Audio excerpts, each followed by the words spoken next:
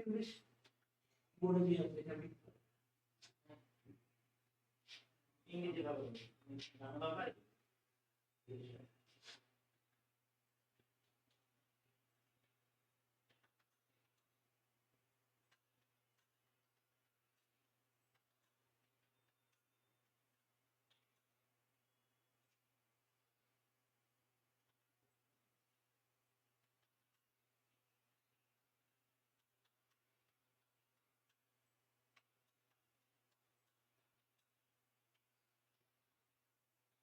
বাংলা আপনার এখানে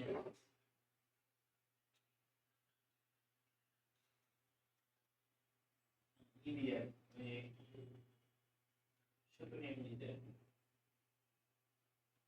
আর English Hindi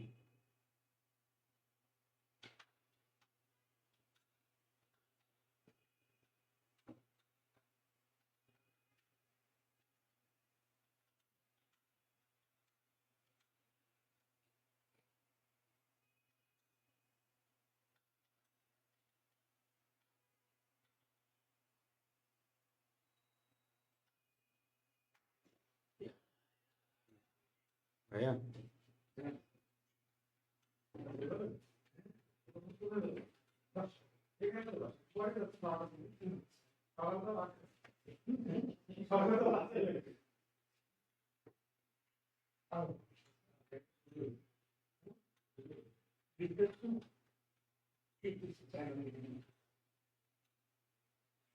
zero degree Celsius minus one এটা বাংলাদেশের জন্য আর একটা কি মাইনাস ওয়ান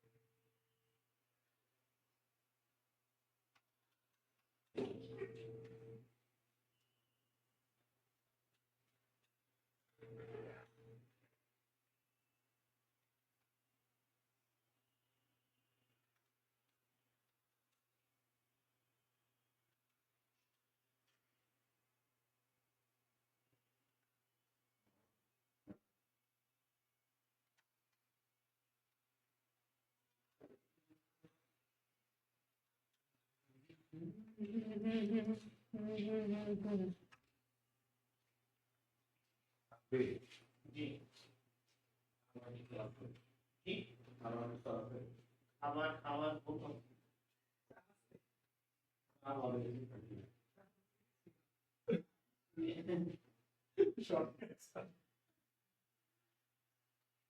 মজা লাগছে মনে হচ্ছে আমার।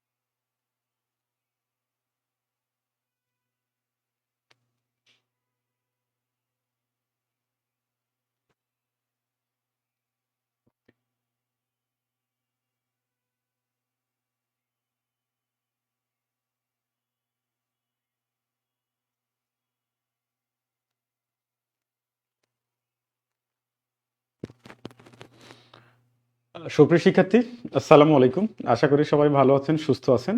স্বাগত জানাচ্ছি আজকের লাইভ ক্লাসে সবাইকে। প্রতিদিনের ন্যায় চলে আসছি আপনাদের সঙ্গে। অনেকদিন পর আজকে দেখা আমার মনে হচ্ছে। সবাই কেমন আছেন একটু বলবেন, হ্যাঁ। আর আমাকে শোনা যায় কিনা একটু বলবেন, ঠিক আছে। মিশু আক্তার সালাম জানিয়েছেন, হ্যাঁ। ওয়ালাইকুম আসসালাম ভাই দিনা, ওয়ালাইকুম আসসালাম।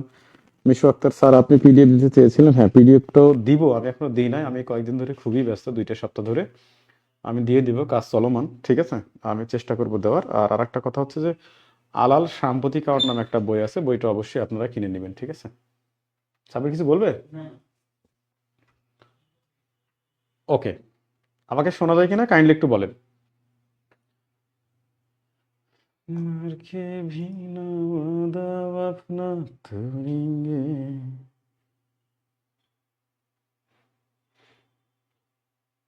হ্যাঁ, মশিউর রহমান, হ্যাঁ ওয়ালাইকুম আসসালাম ভাই, ঠিক আছে, হ্যাঁ। আলিমা শিমু, ওয়ালাইকুম আসসালাম। আর ঠিক আছে, এই না, হ্যাঁ ওয়ালাইকুম আসসালাম ভাই। আমাকে শোনা যাচ্ছে তো না?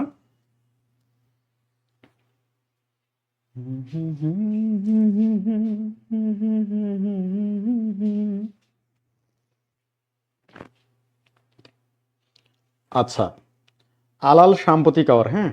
আলাল সাম্প্রতিক আওয়ার বইটা, আলাল সাম্প্রতিক আওয়ার বইটার নাম হচ্ছে আলাল সাম্প্রতিক আওয়ার।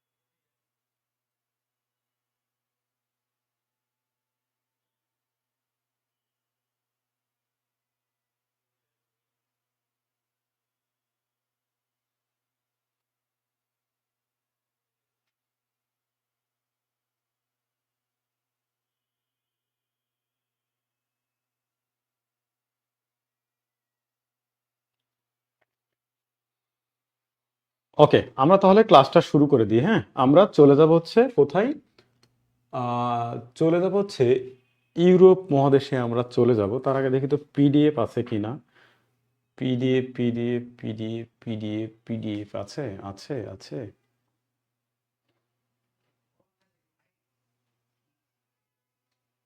মেবি নাই।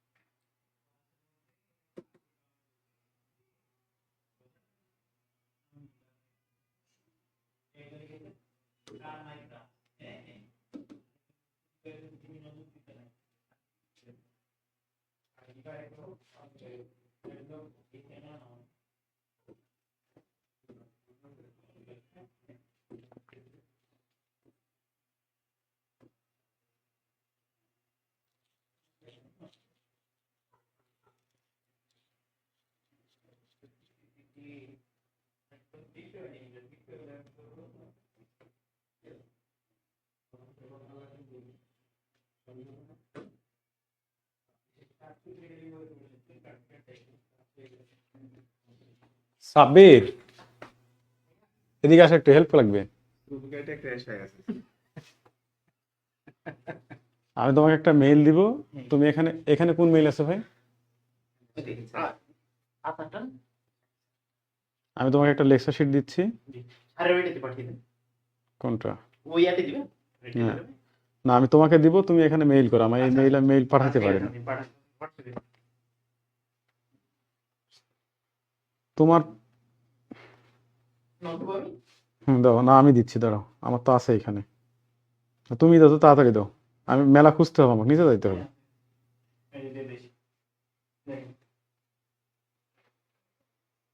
হ্যাঁ, চলে আসছে। হুম।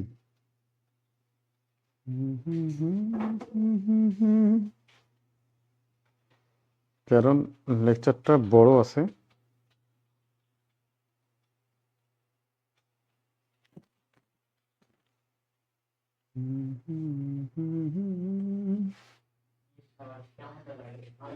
আচ্ছা,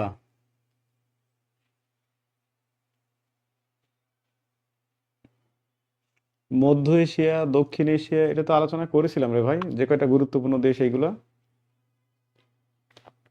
যে কয়টা গুরুত্বপূর্ণ দেশ আলোচনা করেছিলাম। হ্যাঁ, তারপর আমি শীট দিয়েছি না, শীটটা একটু পড়ে নিন সবাই। ভাইয়া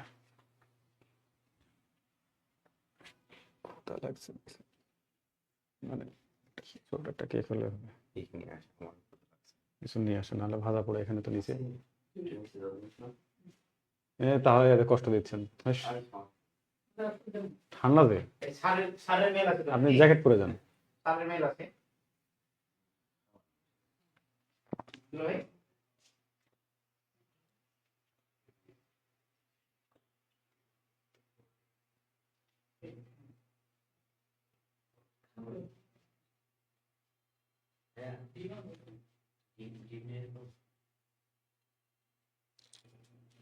দেন কিছু একটা দেন।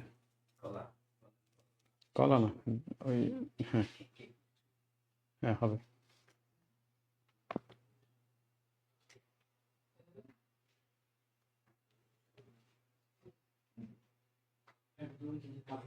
সাব্বির দিয়েছো?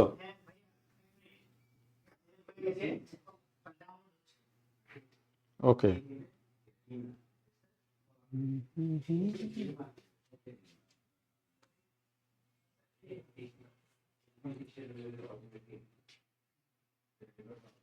বেকারির কেক ভালো? ভালো লাগে।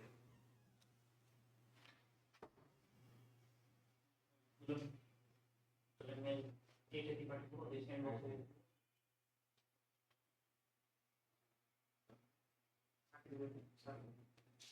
আপনাকে না, শাক না। শাইন উঠতে হবে। হ্যাঁ, শাইন হবে না?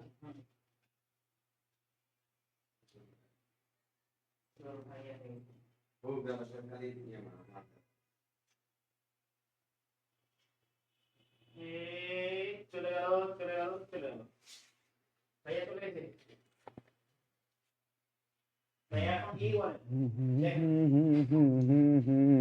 তারপরে করতেছি। ভাইয়া চলে গেছে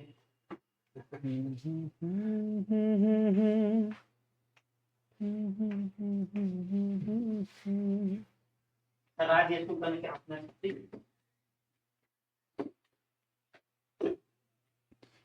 হ্যাঁ হ্যাঁ হ্যাঁ, আপনাদের বান্ধবী।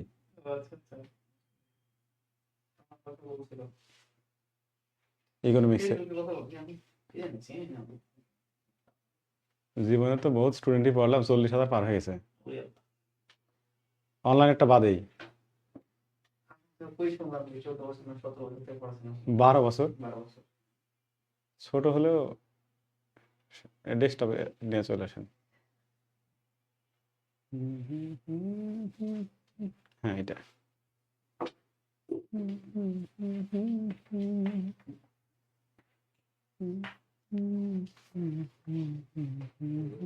আচ্ছা থাকে, এখানে হবে। আচ্ছা, এই শীটটা আপনি ওদের গ্রুপে দিয়ে দেন তো এখনই। হোয়াটসঅ্যাপে দিয়ে দিচ্ছি। হ্যাঁ, দিয়ে দেন, হোয়াটসঅ্যাপ গ্রুপে দিয়ে দেন। এই শীট আপনাদের হোয়াটসঅ্যাপ গ্রুপে দিয়ে দেওয়া হচ্ছে। হ্যাঁ,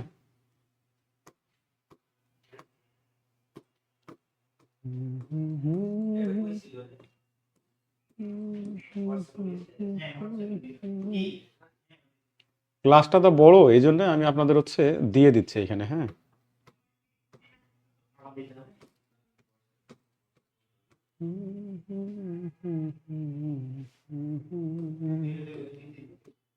লা লা লা লা লা লা লা লা লা লা।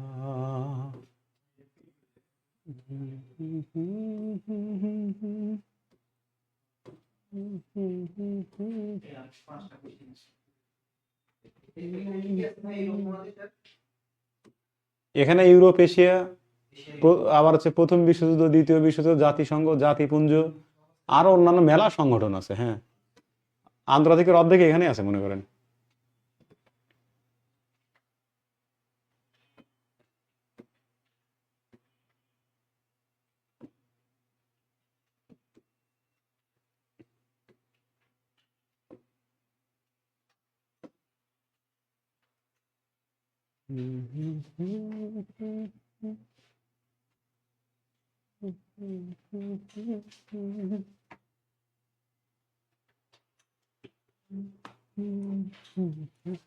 ভাই, কালকে আমার লাইভ ক্লাস আছে। হ্যাঁ, হ্যাঁ, লাইভ ক্লাস নিলে পরে তাহলে 26 কালকে একটু বসে কালকে রাত্রে ক্লাস আছে আমার, তাহলে কালকে নেবো না, যেদিন ক্লাস থাকবে সেদিন লাইভ ক্লাস নেবো। ইয়ে করে শীতের সময় হ্যাঁ, ঠিক আছে। 23 তারিখে হবে। আচ্ছা, নিন, আমার সমস্যা নেই, এখন আমি ফ্রি আছি এখন। তারপরে ওই যে একটা ক্লাসের জন্য শীতের সময় আসে। হ্যাঁ, ঠিক আছে, কালকে নিয়ে নিন। ওকে। আচ্ছা, সরি ফর লেট। হ্যাঁ, আমি লেট করে ফেললাম।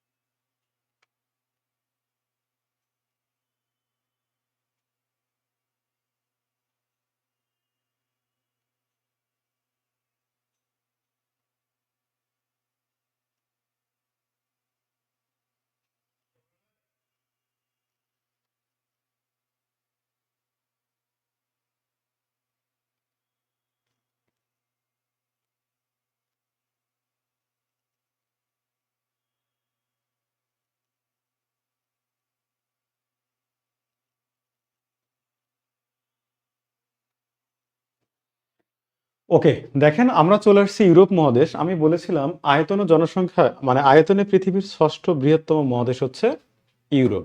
আয়তনে পৃথিবীর ষষ্ঠ বৃহত্তম মহাদেশ কোনটা? ইউরোপ মহাদেশ, ঠিক আছে। ইউরোপ মহাদেশ আয়তনে পৃথিবীর কত বলেছি?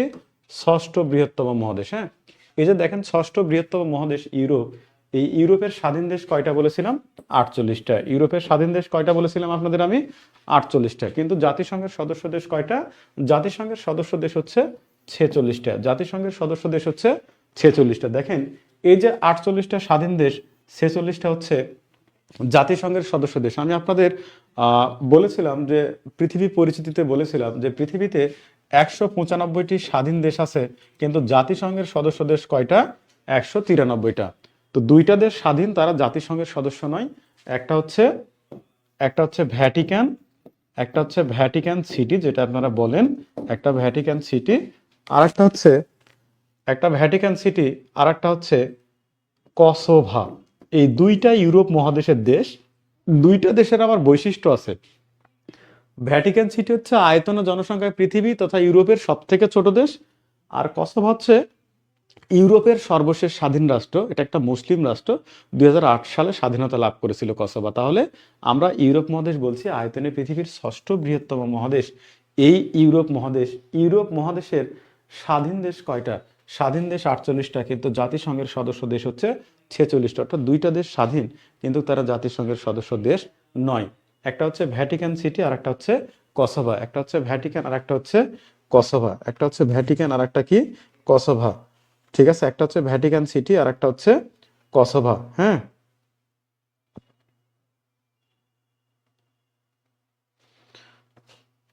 একটা ভ্যাটিকান সিটি আর একটা কি? কসোভা। ঠিক আছে। হ্যাঁ, আগের ক্লাসগুলোর শিট দেওয়া যাবে। মিশু আক্তার আমাকে ভাই নক দেন, আমি দিয়ে দিব। ঠিক আছে, হ্যাঁ, গ্রুপে শিট দেওয়া হবে। তারপরও যদি কারো পার্সোনাল লাগে আমাকে বলেন, আমি আপনাদের শিট দিয়ে দিব। ঠিক আছে, আমার এর আগে হোয়াটসঅ্যাপ নাম্বার দিয়েছি, এফবিআইডি দিয়েছি। যাদের লাগবে আমাকে কাইন্ডলি একটু নক দিবেন। ঠিক আছে, ওকে। এরপরে দেখেন বলা হচ্ছে এই যে ইউরোপের স্বাধীন রাষ্ট্রের সংখ্যা হচ্ছে 48টি, কিন্তু জাতিসংঘের সদস্য দেশ কয়টা? 46টি। ইউরোপের, আমরা যেমন এশিয়া মহাদেশ অঞ্চল পড়েছি না, তার আগে আমরা পরে যাব এখানে। দেখেন ইউরোপের প্রবেশদ্বার বলা হয় কিন্তু হচ্ছে অস্ট্রিয়ার রাজধানী ভিয়েনাকে। এই ভিয়েনাকে বলা হয় ইউরোপের প্রবেশদ্বার, কারণ ইউরোপের 8টা দেশের সাথে এখানে রেল যোগাযোগ আছে। 8টা দেশের সাথে রেল যোগাযোগ হয়, যার কারণে এই ভিয়েনাকে বলা হয় ইউরোপের প্রবেশদ্বার। যেমন আমরা বাংলাদেশের প্রবেশদ্বার বলি না, চট্টগ্রামকে বলি বাংলাদেশের প্রবেশদ্বার। ওকে, এরপরে দেখেন বলা হচ্ছে কি, এরপরে আচ্ছা, এরপরে দেখেন ইউরোপের ককপিট বা রণক্ষেত্র বলা হয় কাকে? ইউরোপের ককপিট বা রণক্ষেত্র বলা হয় কাকে? বেলজিয়ামকে। ককপিট বা রণক্ষেত্র বলা হচ্ছে বেলজিয়ামকে, তাই না? বেলজিয়ামকে বলা হয়, মানে যুদ্ধক্ষেত্র। ককপিট বা রণক্ষেত্র মানে যুদ্ধক্ষেত্র। ঠিক আছে, এরপর দেখেন বলা হচ্ছে ইউরোপের শ্রেষ্ঠ শিল্প প্রধান দেশের নাম হচ্ছে যুক্তরাজ্য, যেটাকে আমরা কি বলি? ইউকে। এই ইউকের কাহিনী মেবি আমি আপনাদের বাংলাদেশ অ্যাফেয়ার্স পড়াইতে গিয়ে, মানে ব্রিটিশ শাসনামল পড়াতে গিয়ে পড়াইছি। তারপর আবার বলছি, ইউকে কিন্তু 4টা রাষ্ট্র নিয়ে গঠিত। ইউকে 4টা রাষ্ট্র নিয়ে গঠিত, মানে ইউকে কি? United kingdom. United kingdom, United kingdom, United kingdom. এই যে ইউনাইটেড কিংডম আছে, এই ইউনাইটেড কিংডম আমরা কি বলি? যুক্তরাজ্য বলি না? যুক্তরাজ্য বলি না? যুক্তরাজ্য। তো দেখেন এই যুক্তরাজ্য আগের নাম ছিল গ্রেট ব্রিটেন। এর আগে নাম ছিল কি? Great Britain. এই গ্রেট ব্রিটেন 3টি রাষ্ট্র নিয়ে গঠিত। 3টি রাষ্ট্র নিয়ে গঠিত। ঠিক আছে, একটা হচ্ছে ইংল্যান্ড, একটা হচ্ছে ইংল্যান্ড, একটা হচ্ছে ওয়েলস, একটা হচ্ছে ওয়েলস, আর একটা হচ্ছে স্কটল্যান্ড। একটা হচ্ছে ইংল্যান্ড, একটা ওয়েলস, আর একটা হচ্ছে স্কটল্যান্ড। এই 3টা রাষ্ট্র নিয়ে গ্রেট ব্রিটেন গঠিত হয় 1707 সালে। পরবর্তীতে এই 3টা রাষ্ট্রের সাথে যখন উত্তর আয়ারল্যান্ড যোগ দেয়, উত্তর আয়ারল্যান্ড, হ্যাঁ, উত্তর আয়ারল্যান্ড যোগ দেয়, তখন এই গ্রেট ব্রিটেনের নাম পরিবর্তন হয়ে যায় হচ্ছে ইউকে বা ইউনাইটেড কিংডম বা যুক্তরাজ্য। তাহলে বুঝতে পারছেন যুক্তরাজ্যের কাহিনী কি? বলেন তো। ঠিক আছে, যুক্তরাজ্যের কাহিনী কি বলেন তো? বুঝতে পেরেছেন যুক্তরাজ্যের কাহিনী কি? বুঝতে পেরেছেন যুক্তরাজ্যের কাহিনী?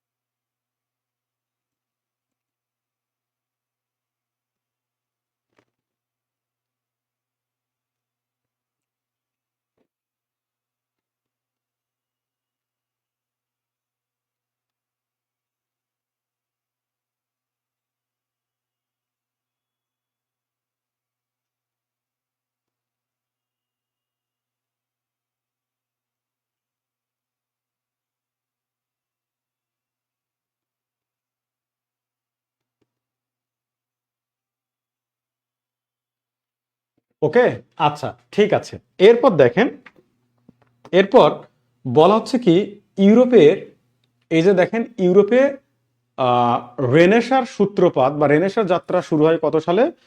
চতুর্দশ শতাব্দীতে। কোন শতাব্দীতে? চতুর্দশ। দেখেন রেনেসা, রেনেসা, এই রেনেসা শব্দের অর্থ কিন্তু হচ্ছে নবজাগরণ, নবজাগরণ বা পুনর্জাগরণ, নবজাগরণ বা পুনর্জাগরণ, ঠিক আছে? নবজাগরণ বা পুনর্জাগরণ, ঠিক আছে? এই যে নবজাগরণ বা পুনর্জাগরণ রেনেসা শব্দের অর্থ, এই রেনেসা শব্দ যদি আমরা ইংরেজিতে লিখি, আচ্ছা রেনেসা বানানটা আপনারা ইংরেজিতে লেখেন তো, সবাই লেখেন, ঠিক আছে?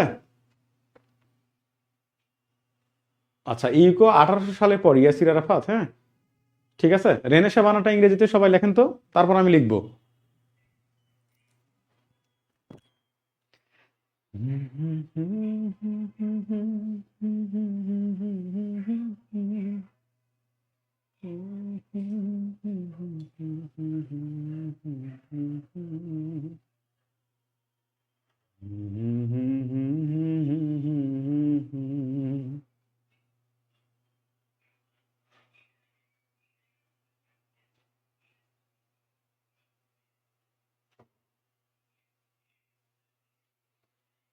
রেনেসা, কে এম খান, মোহাম্মদ আলামিন। এরপরে লেখেন, সবাই লেখেন, 13 জন মাত্র আজকের ক্লাসে।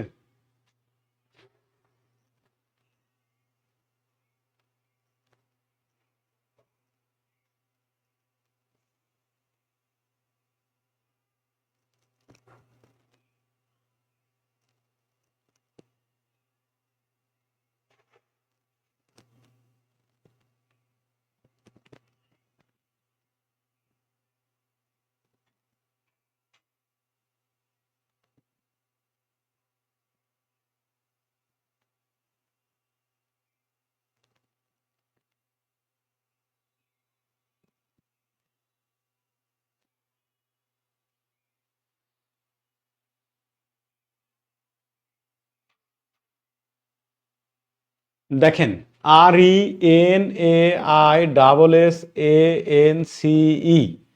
এটা যারা লিখছেন তাদের বানান সঠিক, আর বাকি যারা লেখেন নাই লিখছেন অন্যটা তাদের হবে না। সঠিক কে কে লিখছে? ইয়াসির আরাফাত, ঠিক আছে হইছে। শ্যামল এলিনা, রিনাইসেন্স হইছে, ঠিক আছে। মাহিদুল ইসলাম, পিনু হইছে, বাকি কারোগুলো হয় নাই। বোঝা গেছে? রেনেসা একটা ফরাসি শব্দ, ফরাসি শব্দ, ঠিক আছে।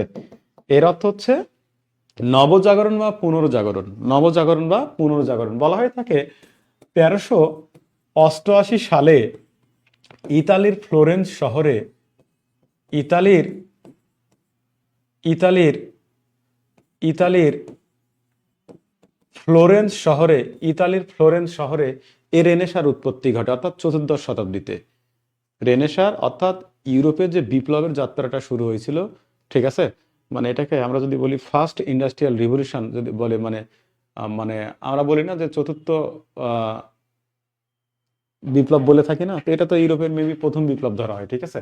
আচ্ছা এরপর দেখেন কসোভো, এটা দক্ষিণ ইউরোপে অবস্থিত। ওই যে বললাম ইউরোপের সর্বশেষ স্বাধীন রাষ্ট্র, যে 2008 সালে স্বাধীনতা লাভ করে কিন্তু জাতিসংঘের সদস্যপদ পায়নি। এরপর সোভিয়েত ইউনিয়ন বিলুপ্ত হয় 1911 সালে। সোভিয়েত ইউনিয়ন কি? আজকে যে আমরা বর্তমান রাশিয়া দেখছি, ওই রাশিয়ার পূর্ব নাম ছিল সোভিয়েত ইউনিয়ন, তখন তার সংক্ষিপ্ত রূপ ছিল USSR, union Soviet of socialist Republic. এই সোভিয়েত ইউনিয়ন গঠন করা হয়েছিল 1922 সালে, কিন্তু পরবর্তীতে 1991 সালে সোভিয়েত ইউনিয়ন ভেঙে দেওয়া হয়, ঠিক আছে। 1922 সালে সোভিয়েত ইউনিয়ন গঠন করা হলেও সোভিয়েত ইউনিয়ন ভেঙে দেওয়া হয়েছিল কিন্তু 1991 সালে। এ সময় রাশিয়ার মানে সোভিয়েত ইউনিয়নের প্রেসিডেন্ট ছিল মিখাইল গর্বাচেভ, ওই মিখাইল গর্বাচেভ এটা ভেঙে দেয়, ঠিক আছে। এরপর দেখেন ওই সোভিয়েত ইউনিয়ন ভেঙে কিন্তু স্বাধীন 15টা রাষ্ট্রের জন্ম হয়, স্বাধীন 15টা রাষ্ট্রের জন্ম হয়, ঠিক আছে।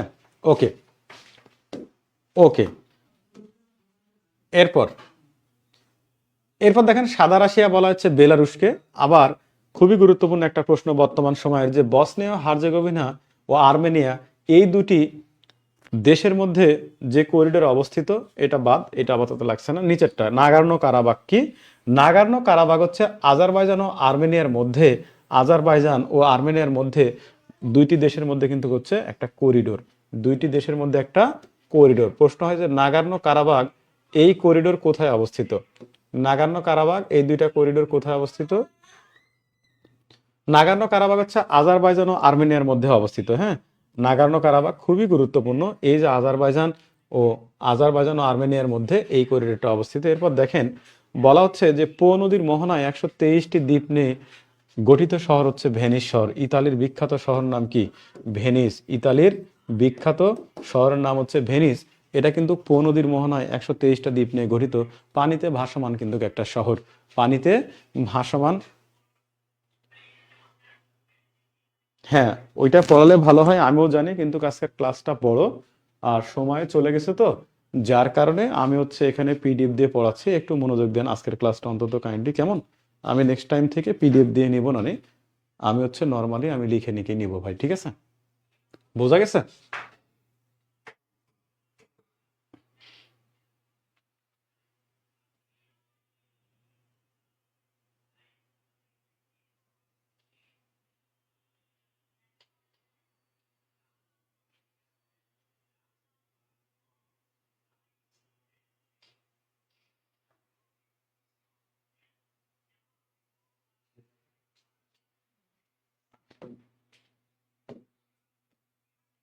আচ্ছা,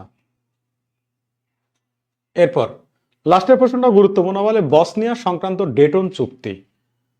মানে বসনিয়া হচ্ছে যুদ্ধবিরতিতে এই ডেটন চুক্তি স্বাক্ষরিত হয়েছিল 1995 সালের 21শে নভেম্বর। বলা হয়ে থাকে যে 21শে নভেম্বর 1995 সালে যুক্তরাষ্ট্রের নিউ হ্যাম্পশায়ার অঙ্গরাজ্যের ডেটন শহরে আমেরিকার যে 42তম প্রেসিডেন্ট ছিল, তার নাম হচ্ছে বিল ক্লিনটন। ওই বিল ক্লিনটন কি করেছিল? বসনিয়ার যে সংকটটা ছিল, ওই সংকটের মধ্যস্থতাকারী ছিল সেই, ঠিক আছে?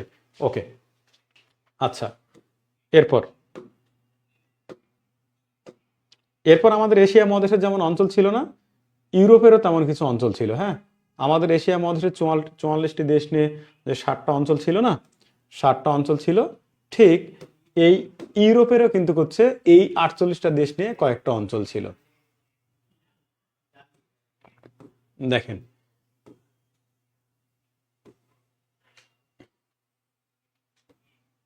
আচ্ছা, দেখেন বলা হচ্ছে পূর্ব ইউরোপ। ইউরোপ পরিচিতি গেল না, পূর্ব ইউরোপ, এগুলো একবার করে জেনে রাখলে হবে, পরীক্ষা এভাবে আসে না। আচ্ছা, উত্তর ইউরোপ, দক্ষিণ ইউরোপ, এরপর পশ্চিম ইউরোপ, এরপর যেটা আছে সেটা স্ক্যান্ডিনেভিয়ান অঞ্চল। Very very very important. Scandinavian অঞ্চলটা কি? দেখেন, স্ক্যান্ডিনেভিয়ান অঞ্চল বা স্ক্যান্ডিনেভিয়ান অঞ্চল, এই স্ক্যান্ডো একটা উপজাতি ছিল। তো এই উপজাতিগুলো যে অঞ্চলে বাস করত, ওই অঞ্চলের নামই হচ্ছে স্ক্যান্ডিনেভিয়ান অঞ্চল। অর্থাৎ স্ক্যান্ডো উপজাতির নাম অনুসারে ইউরোপের উত্তর এবং পশ্চিম অঞ্চলের 5টা দেশ আছে, ওই দেশের নামকরণ করা হচ্ছে স্ক্যান্ডিনেভিয়ান অঞ্চল। ওই অঞ্চলগুলো কি কি? দেখেন বলা হচ্ছে আইসল্যান্ড, সুইডেন, ডেনমার্ক, ফিনল্যান্ড এবং নরওয়ে। এই যে সংক্ষেপ আমি লিখে দিচ্ছি, ফিডে আসুন। ফিতে ফিনল্যান্ড, ডেতে ডেনমার্ক, আতে আইসল্যান্ড, সুতে সুইডেন, নতে হচ্ছে নরওয়ে। বোঝা গেছে?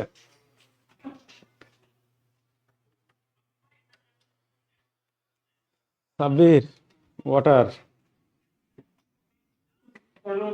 Almost finished. এটা আছে? ওয়াটার, গরম পানি আছে? গরম পানি এখানে কি গরম? তো ঠান্ডা। হ্যাঁ, ঠান্ডা হয়ে গেছে। গরম করবো?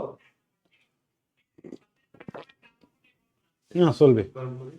আবার চা খাওয়াবেন?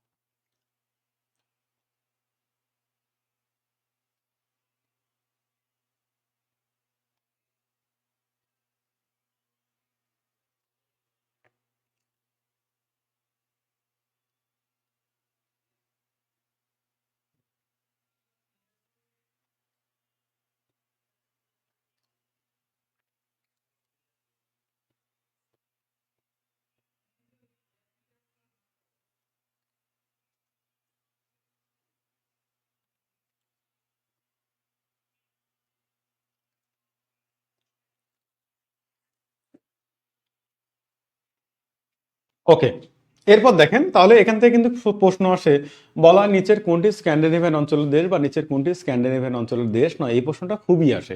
তাহলে স্ক্যান্ডিনেভিয়ান অঞ্চলের দেশ কিন্তু পাঁচটা, কি কি? ফিনল্যান্ড, ডেনমার্ক, আইসল্যান্ড, সুইডেন এবং নরওয়ে। ঠিক আছে, ওকে।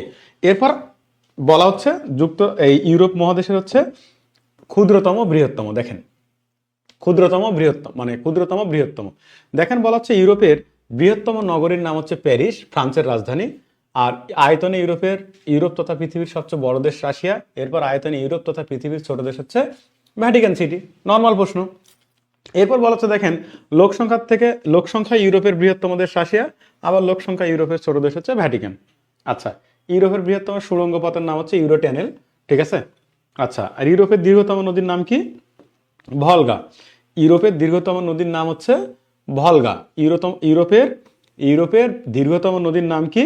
ভলগা। দেখেন ইউরোপের দীর্ঘতম নদীর নাম হচ্ছে ভলগা। আমি যেমন এশিয়া মহাদেশ আপনাদেরকে পড়াইছি না, যে এশিয়া মহাদেশের দীর্ঘতম নদী হচ্ছে কি? ইয়াংসি কিয়াং। তো ইউরোপের এই দীর্ঘতম নদী হচ্ছে ভলগা বা বড় নদী হচ্ছে ভলগা।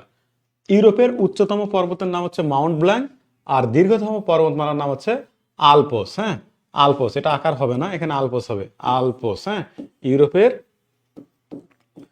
দীর্ঘতম পর্বতমালার নাম হচ্ছে আলপস। ঠিক আছে, এরপর দেখেন বলা হচ্ছে ইউরোপের বৃহত্তম সাগরের নাম হচ্ছে ভূমধ্যসাগর। যেমন আমি এশিয়া পড়াতে গিয়ে পড়াইছি আপনাদের যে এশিয়ার তথা পৃথিবীর বৃহত্তম সাগর হচ্ছে দক্ষিণ চীন সাগর, কিন্তু ইউরোপের আবার বৃহত্তম সাগরের নাম হচ্ছে কি?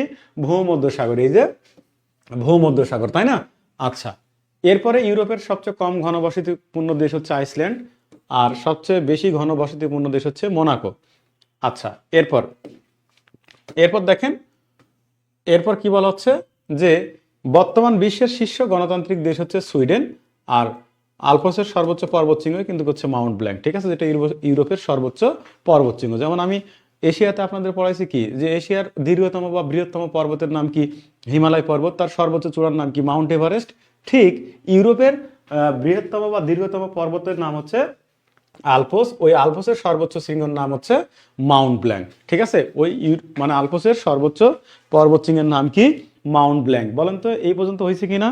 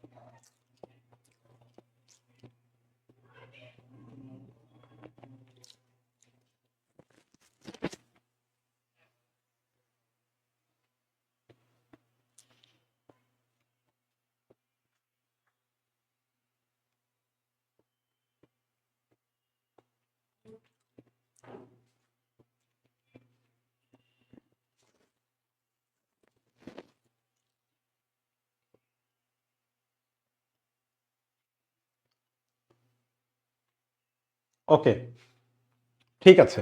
এরপর আমরা চলে যাব হচ্ছে আলোচনায় হচ্ছে ইউরোপের দেশ। হ্যাঁ, আমরা চলে যাব কি? আলোচনায় ইউরোপের দেশ চলে যাব। হ্যাঁ, প্রথমে আমরা চলে আসবো কি? ব্রিটেন। প্রথমে আমরা চলে আসবো কি? দেখেন ব্রিটেন, ব্রিটেন না,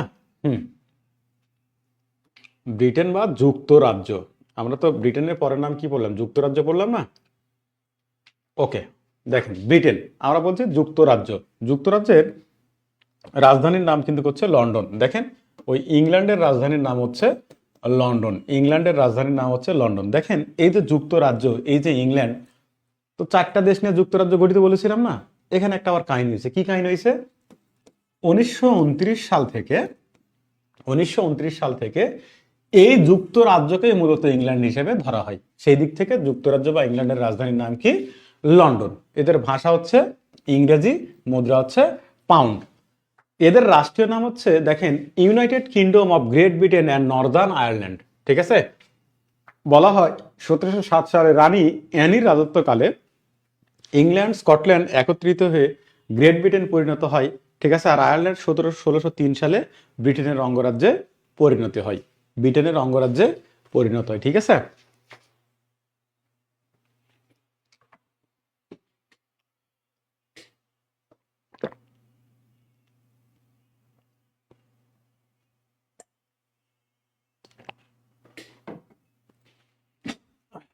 এরপর এরপর দেখেন, এরপর এরপর দেখেন যেগুলো আন্ডারলাইন করা আছে এইগুলো খুবই গুরুত্বপূর্ণ। যেগুলো আন্ডারলাইন করা আছে এগুলো হচ্ছে খুবই গুরুত্বপূর্ণ। দেখেন কি কি বলা হচ্ছে। শুরুতে দেখেন বলা হচ্ছে ব্রিটেনের সর্বোচ্চ, মানে ব্রিটেনের ভিক্টোরিয়া ক্রস ব্রিটেনের হচ্ছে সর্বোচ্চ খেতাব। ভিক্টোরিয়া ক্রস ব্রিটেনের সর্বোচ্চ খেতাব। যেমন আমাদের সর্বোচ্চ খেতাব কি? বীরশ্রেষ্ঠ না? বাংলাদেশের সর্বোচ্চ রাষ্ট্রীয় খেতাব কি? বীরশ্রেষ্ঠ। ঠিক ব্রিটেনের সর্বোচ্চ রাষ্ট্রীয় খেতাবের নাম হচ্ছে ভিক্টোরিয়া ক্রস। আবার এই ইউনিয়ন জ্যাক বলা হয় ব্রিটেনের পতাকাকে। ইউনিয়ন জ্যাক বলা হয় কাকে? ব্রিটেনের পতাকাকে। আর আধুনিক, বর্তমান যে আধুনিক গণতন্ত্রের সূতিকাকার, এই আধুনিক গণতন্ত্রের সূতিকাকার বলা হয় কিন্তু হচ্ছে ব্রিটেন বা যুক্তরাজ্যকে। ব্রিটেন বা যুক্তরাজ্যকে কি বলা হয়? আধুনিক গণতন্ত্রের সূতিকাকার বলা হয়। আধুনিক গণতন্ত্রের সূতিকাকার বলা হয়ে থাকে। তো এই যে আধুনিক গণতন্ত্রের সূতিকাকার বলা হয় ব্রিটেনকে, এই যে ব্রিটেন আধুনিক গণতন্ত্রের সূতিকাকার, কিন্তু এই গণতন্ত্রের উৎপত্তি ঘটে কিন্তু প্রাচীন গ্রীসে। গণতন্ত্রের উৎপত্তি ঘটে কোথায়? প্রাচীন গ্রীসে। এই গ্রীসকে বলা হয় গণতন্ত্রের সূতিকাকার বলা হয়। গণতন্ত্রের সূতিকাকার বলা হয়। সূতিকাকার বলা হয়। গ্রীসকে কি বলা হয়? গণতন্ত্রের সূতিকাকার বলা হয়। কিন্তু আধুনিক গণতন্ত্রের সূতিকাকার বলা হয় কিন্তু হচ্ছে এই যুক্তরাজ্য। অর্থাৎ গ্রীসে গণতন্ত্রের উৎপত্তি ঘটেছিল, যার কারণে তাকে গণতন্ত্রের সূতিকাকার বলা হয়। কিন্তু আধুনিক যে গণতন্ত্র, আধুনিক যে গণতন্ত্র, পৃথিবীর প্রথম যে আধুনিক গণতান্ত্রিক রাষ্ট্র, পৃথিবীর প্রথম যে আধুনিক গণতান্ত্রিক রাষ্ট্র, সেটা কিন্তু হচ্ছে এই যুক্তরাজ্য বা ব্রিটেন। এই ব্রিটেনকে তাই বলা হচ্ছে আধুনিক গণতন্ত্রের সূতিকাকার। আধুনিক গণতন্ত্রের সূতিকাকার। এরপর দেখেন বলা হচ্ছে শিল্প বিপ্লব শুরু হয়েছিল ব্রিটেনে বা ইংল্যান্ডে। ব্রিটেনে বা কোথায়? ইংল্যান্ডে। শিল্প বিপ্লব শুরু হয়েছিল ব্রিটেনে বা ইংল্যান্ডে অষ্টাদশ শতাব্দীতে বা 1760 সালে। 1760 সালে বা অষ্টাদশ শতাব্দীতে এই ব্রিটেনে বা ইংল্যান্ডে কি হয়? শিল্প বিপ্লব শুরু হয়। এই শিল্প বিপ্লবের ফলে দেখেন আমাদের উপমহাদেশের কুটির শিল্পটা হচ্ছে ধ্বংস হয়ে যায়। কুটির শিল্পটা কি হয়? ধ্বংস হয়ে যায়। ঠিক আছে, তাহলে শিল্প বিপ্লব কোথায় শুরু হয়েছিল? ইংল্যান্ডে 1760 সালে। এটা 100 বছর ব্যাপী চলে, প্রায় 1860 সাল পর্যন্ত। তো অষ্টাদশ শতাব্দীতে শুরু হয়েছিল শিল্প বিপ্লব ইংল্যান্ডে। এরপর এই শিল্প বিপ্লবের ফলে আমাদের কুটির শিল্প ধ্বংস হয়ে যায়। আবার ইংল্যান্ডে গৌরবময় বিপ্লব সংঘটিত হয়েছিল হচ্ছে 1688 সালে। গৌরবময় বিপ্লবও সংঘটিত হয়েছিল কোথায়? ইংল্যান্ডে 1688 সালে। ঠিক আছে, 1688 সালে। বোঝা গেছে? 1688 সালে ইংল্যান্ডে কি হয়েছিল?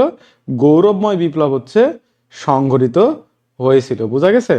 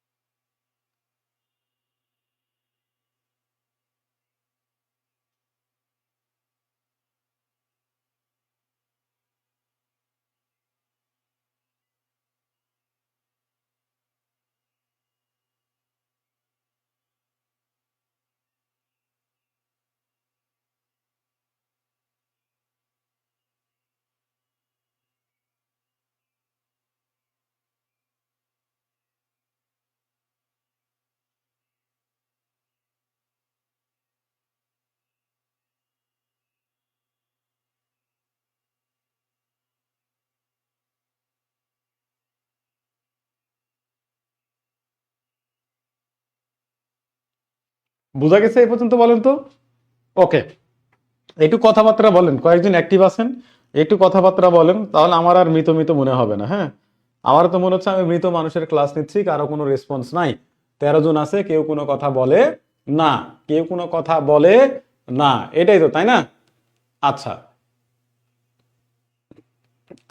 এরপরে দেখেন বলা হচ্ছে কি, এরপরে দেখেন ট্রাফালগার স্কয়ার কোথায় অবস্থিত। ট্রাফালগার স্কয়ার এটা লন্ডনে অবস্থিত, খুবই আসে স্কয়ার গুলো। এরপর ব্রিটেনের প্রশাসনিক সদর দপ্তরকে বলা হয় হোয়াইট হল। তাহলে দেখেন হোয়াইট হল কোথায় অবস্থিত? ইংল্যান্ডে অবস্থিত। হোয়াইট হল কোথায়? ইংল্যান্ডে অবস্থিত। এইখানে দেখেন আবার আর একটা প্রশ্ন হয়, হোয়াইট হাউস, হোয়াইট হাউস, এই হোয়াইট হাউস তো আবার ইউএসএ তে, যুক্তরাষ্ট্রে অবস্থিত। হোয়াইট হল মানে কি? ইউকে, যেটা ব্রিটেনের প্রশাসনিক সদর দপ্তর, আর হোয়াইট হাউস হচ্ছে যুক্তরাষ্ট্রের ওয়াশিংটনে অবস্থিত, যেটা আমেরিকার প্রেসিডেন্টের বাসভবন। ঠিক আছে, আমেরিকার প্রেসিডেন্টের বাসভবন। ঠিক আছে, আমেরিকার প্রেসিডেন্টের কি বাসভবন।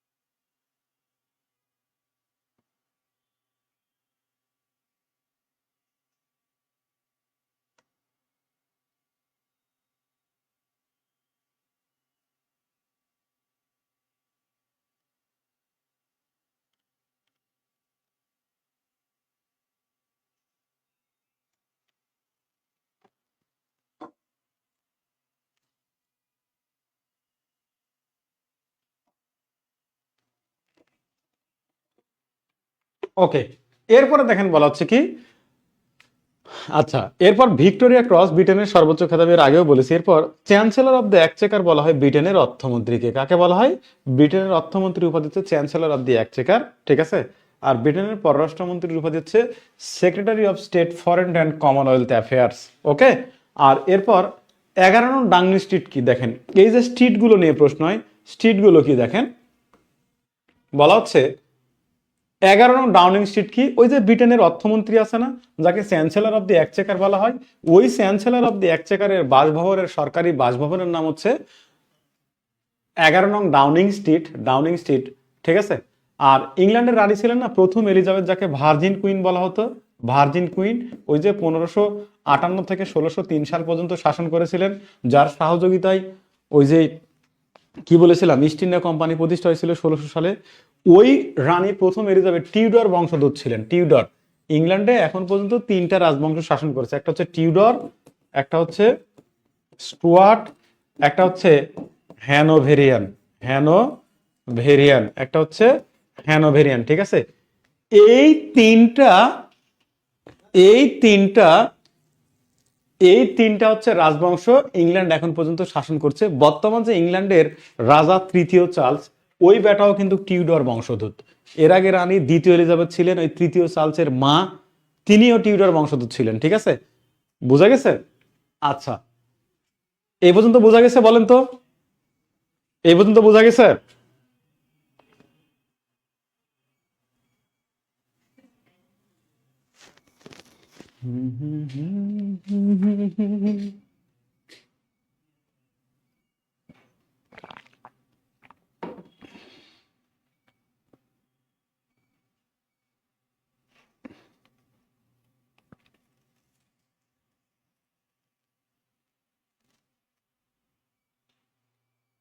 হ্যাঁ, পোলাপান কথাবার্তা বলে না কেন, কই গেছে সব?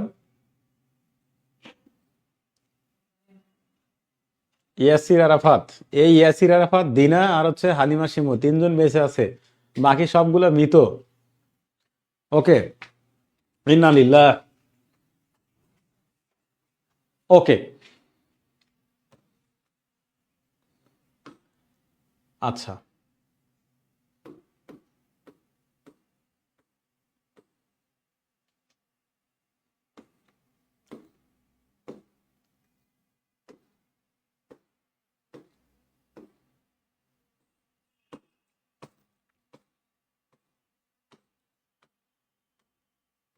এরপর দেখেন ব্রিটেনের সংবিধান ও পার্লামেন্ট।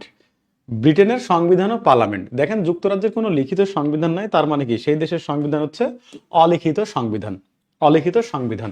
আর যুক্তরাজ্যের আইন বেশিরভাগ প্রথার উপর ভিত্তি করে গড়ে উঠেছে। আর যুক্তরাজ্যে কিন্তু সাংবিধানিক রাজতন্ত্র প্রতিষ্ঠিত। হ্যাঁ, আচ্ছা, ম্যাগনা কার্টা কি? বলা হয় ব্রিটিশ শাসনতন্ত্রের বাইবেল। এটা একটা চুক্তি, মূলত বলা হয় 1215 সালের 15ই জুন, 1215 সালের 15ই জুন, 15ই জুন ইংল্যান্ডের রাজা জন, ইংল্যান্ডের রাজা জন, ইংল্যান্ডের রাজা জন এবং সাধারণ জনগণের মধ্যে যে চুক্তি স্বাক্ষরিত হয়েছিল ভূমধ্যসাগরের রানিমেড দ্বীপে, ভূমধ্য সাগরের রানিমেড দ্বীপে, রানিমেড রানিমেড দ্বীপে, হ্যাঁ, ভূমধ্যসাগরের রানিমেড দ্বীপে, ঠিক আছে, ভূমধ্যসাগরের রানিমেড দ্বীপে। এই যে ভূমধ্যসাগরের রানিমেড দ্বীপে যে চুক্তিটা স্বাক্ষরিত হয়েছিল, যে চুক্তিটা স্বাক্ষরিত হয়েছিল রাজা জন এবং সাধারণ জনগণের মধ্যে 15ই জুন 1215 সালে, ওই চুক্তিটাকে বলা হয়, ওই চুক্তিটাকে বলা হয় কি? ম্যাগনা কার্টা চুক্তি। এই ম্যাগনা কার্টা চুক্তিকে বলা হয় ব্রিটিশ শাসনতন্ত্রের বাইবেল বলা হয়। এই ম্যাগনা কার্টা চুক্তিকে কি বলা হয়? ব্রিটিশ শাসনতন্ত্রের বাইবেল বলা হয়, ঠিক আছে, ব্রিটিশ শাসনতন্ত্রের বাইবেল বলা হয়, ঠিক আছে। ব্রিটেনের প্রেসিডেন্টের বাসভবন, এই মশিউর রহমান, ব্রিটেনের কোনো প্রেসিডেন্ট নাই, ব্রিটেনের কোনো প্রেসিডেন্ট নাই। তাদের রাজা আছে, রাষ্ট্রপ্রধান, আর প্রধানমন্ত্রী আছে, সরকার প্রধান, ঠিক আছে। হ্যাঁ, শ্যামল ইলিনা আছেন, আচ্ছা ঠিক আছে, তার মানে আরো 2 জন বেরোইছে, 3 জন বেরোইছে, মাসুম বিল্লাহ, 6 জন টোটাল, 13 জন ক্লাস করে, 6 জন কমেন্টস করে। আল্লাহ ওদের হেদায়েত দিক। আমি একটা মানুষ চিল্লা মইরা যাইতেছি, হেরা কি কয়? হেরা হচ্ছে চুপচাপ ঘুমায় রয়, নাহলে ফোন কাঁধে নিয়ে কি করে, আল্লাহ জানে, আল্লাহ জানে, আল্লাহ জানে। আল্লাহ তুমি ওদের হেদায়েত দান করো। হেরা কি কিছু কমু? এই যারা কথা কইছে না, না থাক, কমু না, আল্লাহর কাছে বিচার দিলাম। ওরা জানেন কথা বলতে না পারে। কার কাছে? ওদের বইয়ের কাছে, ওদের গার্লফ্রেন্ডের কাছে, ওদের বরের কাছে, ওদের বয়ফ্রেন্ডের কাছে। বদদোয়া দিলাম। আরে সাদিয়া সুলতান আছে? আমিন আমিন আমিন আমিন। হালিমা ঠিক আছে। না, আজকের জন্য আর মাফ করবো না, আজকে মাফ করলে আর প্রতিদিন এটাই করবে। ওরা জানো প্রতিনিয়ত বইয়ের হাতের মার খায়, না হলে বরের হাতের মার খায়। আচ্ছা, দেখেন বলা হচ্ছে ইংল্যান্ডের যে সংবিধান আছে, ওই সংবিধানে, এই 30 সেকেন্ড ওয়েট করে, ব্যাটারি চেঞ্জ করা লাগবে।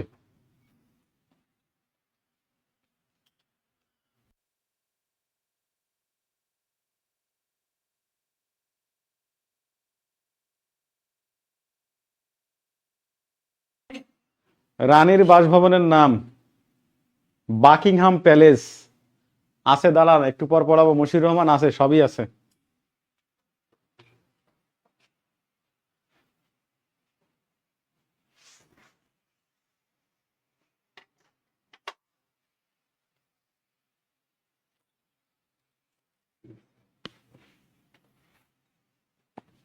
আচ্ছা, দেখেন বলা হচ্ছে কি, ইংল্যান্ডের সংবিধানে বা যুক্তরাজ্যের সংবিধানে লেখা আছে, the king can do no wrong, অর্থাৎ রাজা কোনো বা রানী মিথ্যা বলিতে পারিবেন না।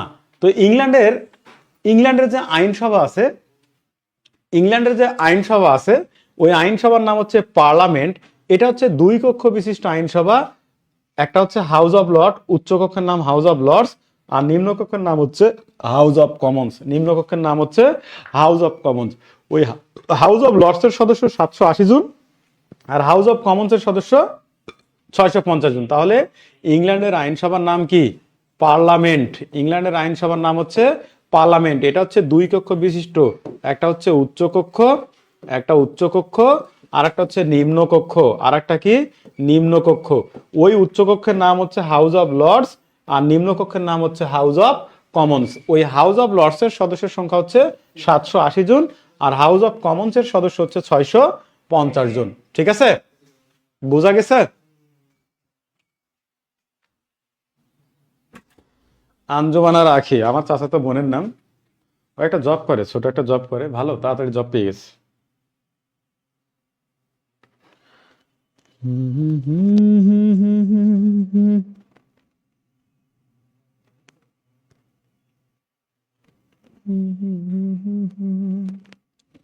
স্বর্গের প্রিয়।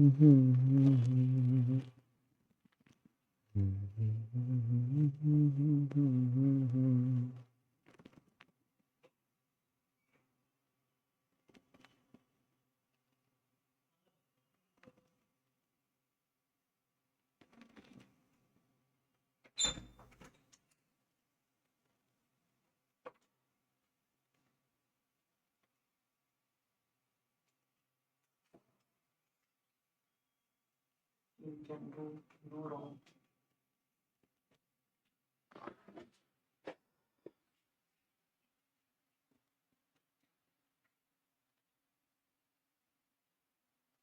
হ্যাঁ, ফিয়ামানিল্লাহ।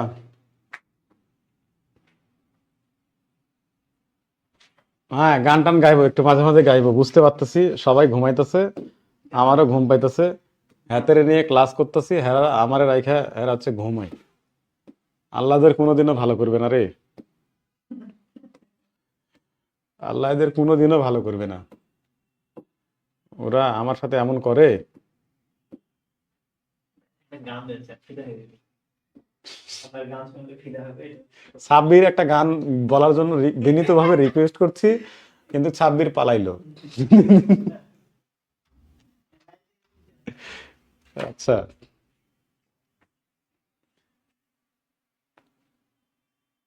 ওকে ঠিক আছে। দেখেন এরপর বলা হচ্ছে ব্রিটেনের রাজা রানী প্রধানমন্ত্রী, ব্রিটেনের বা ইংল্যান্ডের প্রথম রাজা ছিলেন আলফ্রেড দি গ্রেট। আলফ্রেড দি গ্রেট, ঠিক আছে, এই আলফ্রেড দি গ্রেট ছিলেন ব্রিটেনের প্রথম রাজা ছিলেন। আর ব্রিটেনের প্রথম প্রধানমন্ত্রী ছিলেন রবার্ট ওয়ালপোল। বলা হয়ে থাকে ব্রিটেন তথা বিশ্বের প্রথম যে প্রধানমন্ত্রী, এই বিশ্বের প্রথম প্রধানমন্ত্রী ছিলেন হচ্ছে রবার্ট ওয়ালপোল।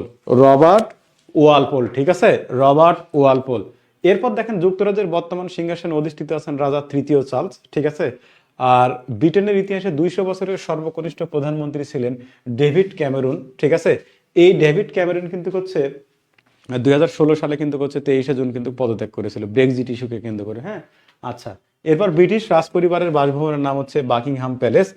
ওই যে বুঝতে পেরেছেন মশিউর রহমান, যে ব্রিটেনের রানীর বাসভবনের নাম বা রাজার বাসভবনের নাম কি, ঠিক আছে। এরপর এই ইউরোপের লৌহমানবী বলা হয় কিন্তু মার্গারেট থ্যাচারকে, হ্যাঁ, ইউরোপের লৌহমানবী বলা হয় কাকে, মার্গারেট থ্যাচারকে। বলা হয়ে থাকে যে ব্রিটেনের প্রথম নারী প্রধানমন্ত্রী ছিল হচ্ছে এই মার্গারেট থ্যাচার।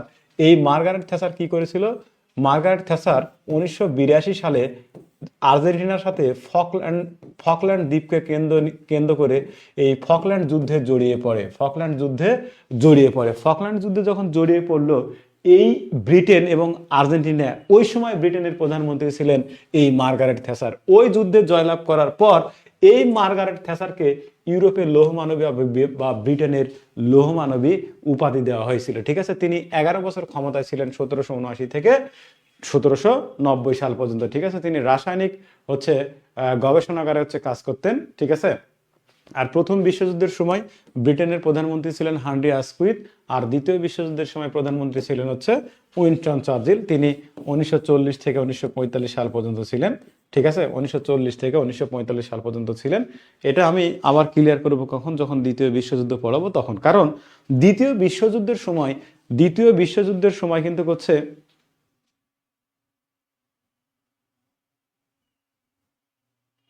আজকে একটি পিডিএফ দিয়েছি ভাই, হ্যাঁ, আজকে পিডিএফ দিয়েছি, হ্যাঁ, ওই গ্রুপে কবির ভাই দিয়ে দিয়েছেন, আপনাদের হোয়াটসঅ্যাপ গ্রুপে দিয়ে দিয়েছেন। আর যদি না পেয়ে থাকেন তাহলে আমাকে বলেন, আমি পিডিএফ দিয়ে দেবো ভাই, ঠিক আছে? আমি ক্লাসের পিডিএফ ইনশাল্লাহ দিয়ে দিব, টেনশনের কোনো কারণ নাই। আমি যতক্ষণ আছি যা লাগবে বলবেন, সাধারণ জ্ঞানের আমি দিয়ে দিব, ঠিক আছে? ওকে, এখন দেখেন বলা হচ্ছে এই যে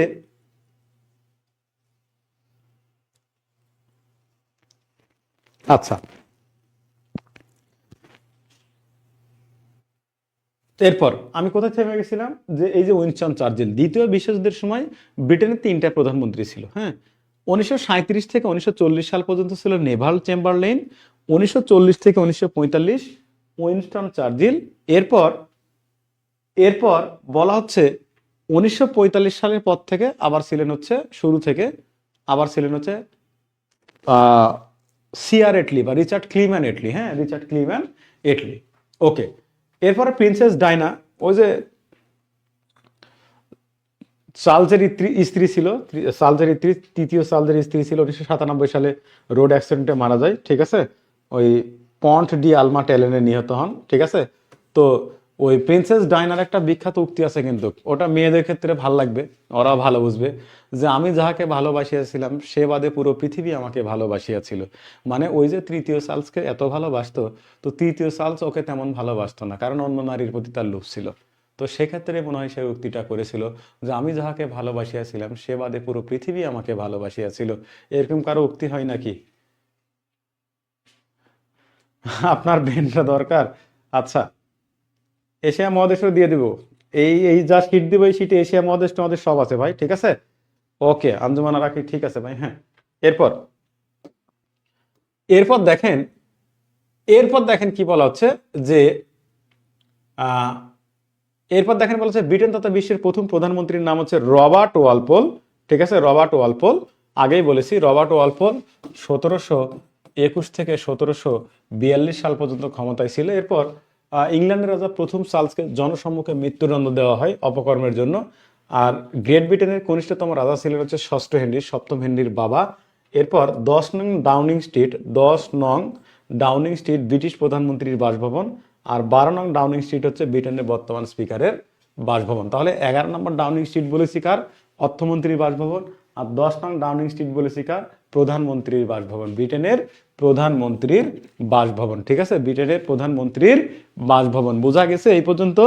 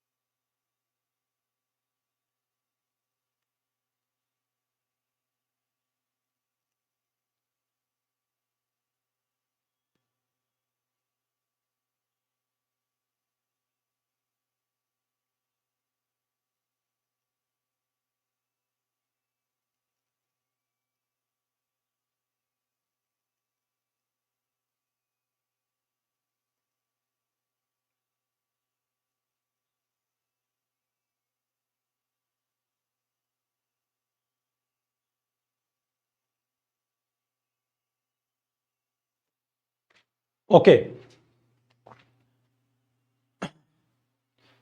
হ্যাঁ আমাদের সমাবর্তন শেষ ভাই, আমাদের সমাবর্তন শেষ। অনেক হয়েছে, অনেক হয়েছে, বহুত দিন পর, 5 বছর পর বন্ধু বান্ধবী মিলে অনেকটা ভালো সময় কাটিয়েছি আলহামদুলিল্লাহ।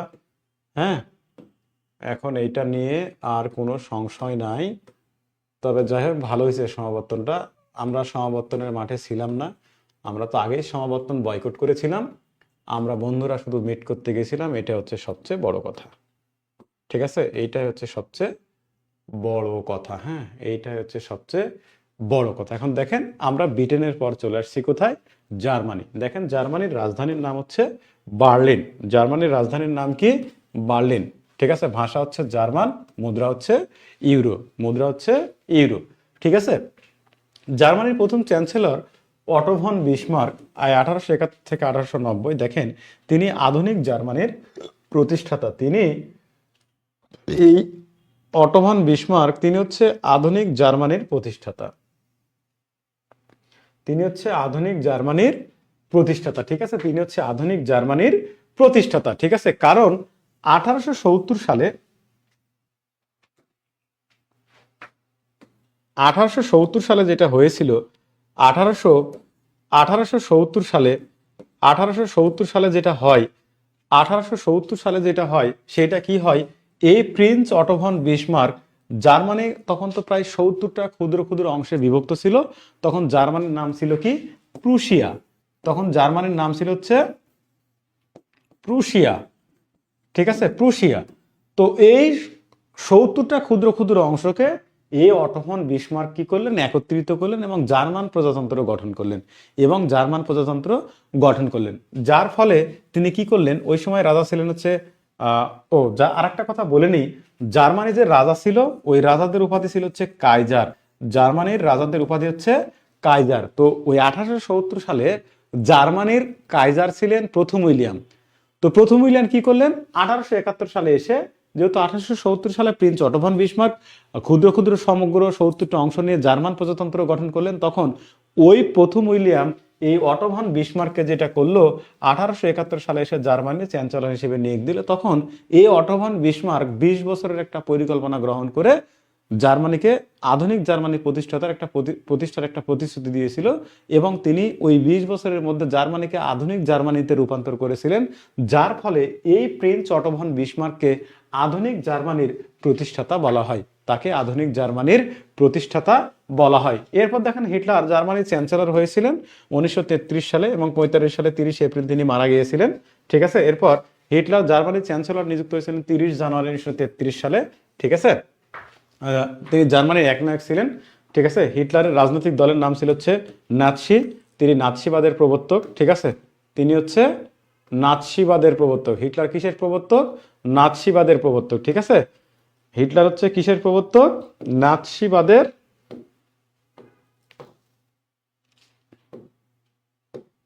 হিটলার হচ্ছে নাৎসিবাদের প্রবর্তক। হ্যাঁ, হিটলার কিসের প্রবর্তক? নাৎসিবাদের প্রবর্তক। নাৎসিবাদ, নাসিজম। যেমন মুসোলিনি, ওই যে ইতালির মুসোলিনি কিসের? ফ্যাসিজমের প্রবর্তক। ঠিক হিটলারও তেমন হচ্ছে নাৎসিবাদের কিন্তু করছে। ঠিক আছে, আচ্ছা। এরপর এরপর বলা হচ্ছে, হিটলার জার্মানি চ্যান্সেলর তো নিযুক্ত হলো, যে তার যে হচ্ছে আহ, তার যে হচ্ছে রাজনৈতিক দল, সেটার নাম কি? নাৎসি। আবার তার গোপন পুলিশ বাহিনী ছিল, ওইটার নাম হচ্ছে গেস্টাপো। ঠিক আছে, হিটলার অস্ট্রিয়াতে জন্মগ্রহণ করেন, কিন্তু নাগরিকত্ব লাভ করেছিলেন জার্মানিতে। হিটলার অস্ট্রিয়াতে জন্মগ্রহণ করলেও নাগরিকত্ব লাভ করেছিল কোন দেশের? জার্মানিতে। তিনি জার্মানির চ্যান্সেলর হয়েছিলেন, জার্মানির সেনাপ্রধানও হয়েছিলেন, সামরিক বাহিনীর প্রধান হয়েছিলেন। ঠিক আছে, হিটলারের উপাধি ছিল হচ্ছে ফুয়েবার। হিটলারের উপাধি ছিল হচ্ছে ফুয়েবার। হ্যাঁ, এই ফুয়েবার শব্দের অর্থ কিন্তু হচ্ছে যুদ্ধাবাজ। ঠিক আছে, ফুয়েবার শব্দের অর্থ হচ্ছে যুদ্ধাবাজ। হিটলারের একটা বিখ্যাত উক্তিও কিন্তু ছিল যে যুদ্ধই জীবন, যুদ্ধই সার্বজনীন। ঠিক আছে, যুদ্ধই জীবন, যুদ্ধই সার্বজনীন। ঠিক আছে, আচ্ছা। ন্যাৎসিবাদ হচ্ছে একটা মতাদর্শ, ফ্যাসিবাদ, স্বৈরাচার। ঠিক আছে,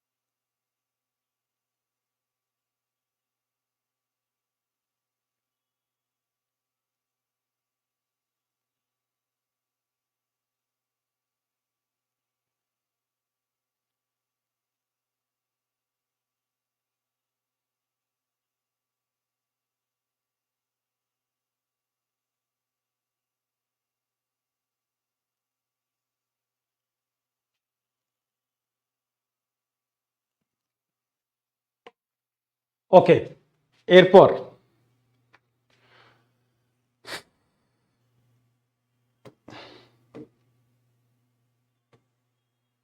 আচ্ছা, এরপর এরপর দেখেন হিটলারের একটা বিখ্যাত আত্মজীবনীমূলক গ্রন্থ আছে, সেই গ্রন্থের নাম হচ্ছে কি, ওই গ্রন্থের নাম হচ্ছে কি মাই স্ট্রাগল বা মেইন ক্যাম্প। যদি আমরা বলি বাংলাতে বলবো আমার সংগ্রাম। হ্যাঁ, আমার সংগ্রাম, ঠিক আছে। ইংরেজিতে হয় মাই স্ট্রাগল, জার্মান ভাষা হয় মেইন ক্যাম্প, আর বাংলা ভাষায় হচ্ছে আমার সংগ্রাম। এটা হিটলারের হচ্ছে বিখ্যাত একটা আত্মজীবনীমূলক গ্রন্থ। তিনি জেলে বসে 1925 সালে কিন্তু হচ্ছে এই গ্রন্থটা কিন্তু হচ্ছে রচনা করেছিলেন। এরপর হিটলার ফুয়েবার বাংকারে কি করেছিলেন, 1945 সালে 30 এপ্রিল সস্ত্রীক আত্মহত্যা করেছিলেন। অর্থাৎ দ্বিতীয় বিশ্বযুদ্ধে যখন শেষ মোমেন্ট, তখন জার্মানি তো পরাজিত হয়েই গেছে, এখন হিটলার আত্মসমর্পণ করবে, কিন্তু না, হিটলার তো আত্মসমর্পণ করবে না, কারণ সে তো কখনোই আত্মসমর্পণ করতে চায়নি। তো শেষ পর্যন্ত কি করলো, তার যে ব্যক্তিগত সচিব ছিল ইভা ব্রাউন, এই বেডি আবার মানে তার বান্ধবী ছিল সেটা, সে পিছু লাগছে যে না, তাকে বিয়ে করবে, বিয়ে করে তারপর একসাথে মরবে।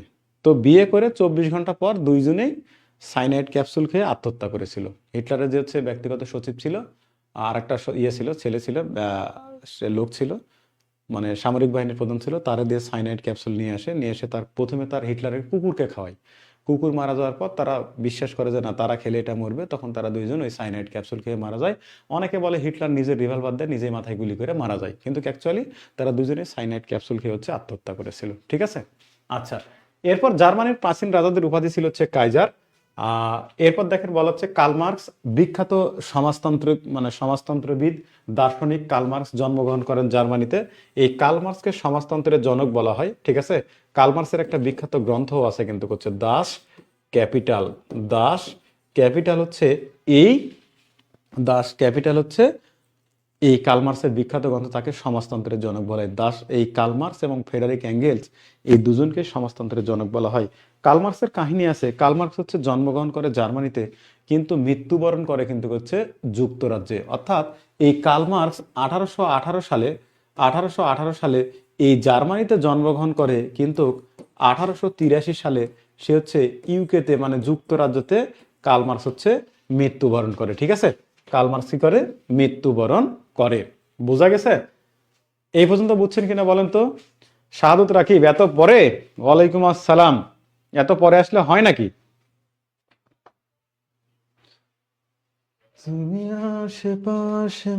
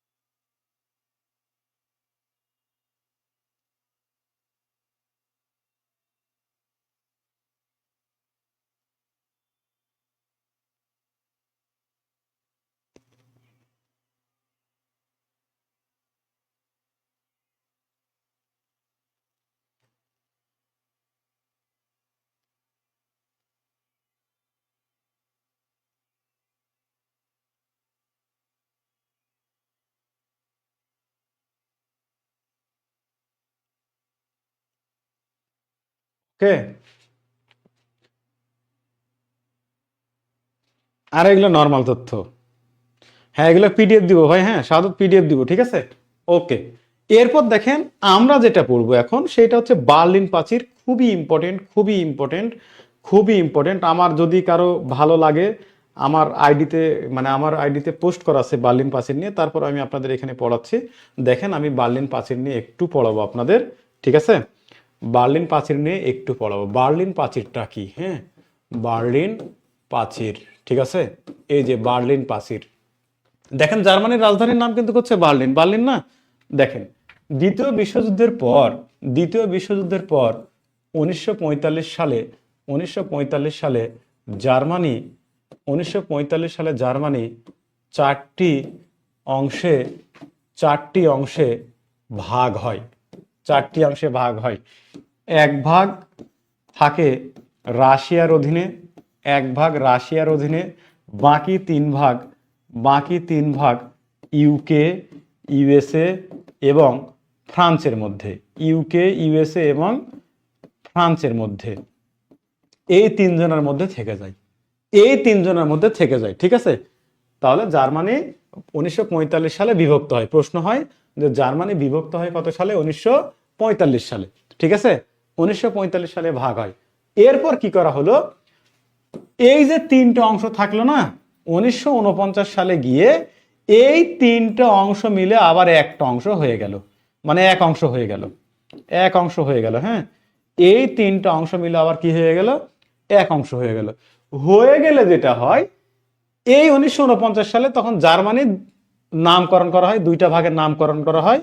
একটা হচ্ছে পূর্ব জার্মানি, একটা পূর্ব জার্মানি, আর একটা হচ্ছে পশ্চিম জার্মানি।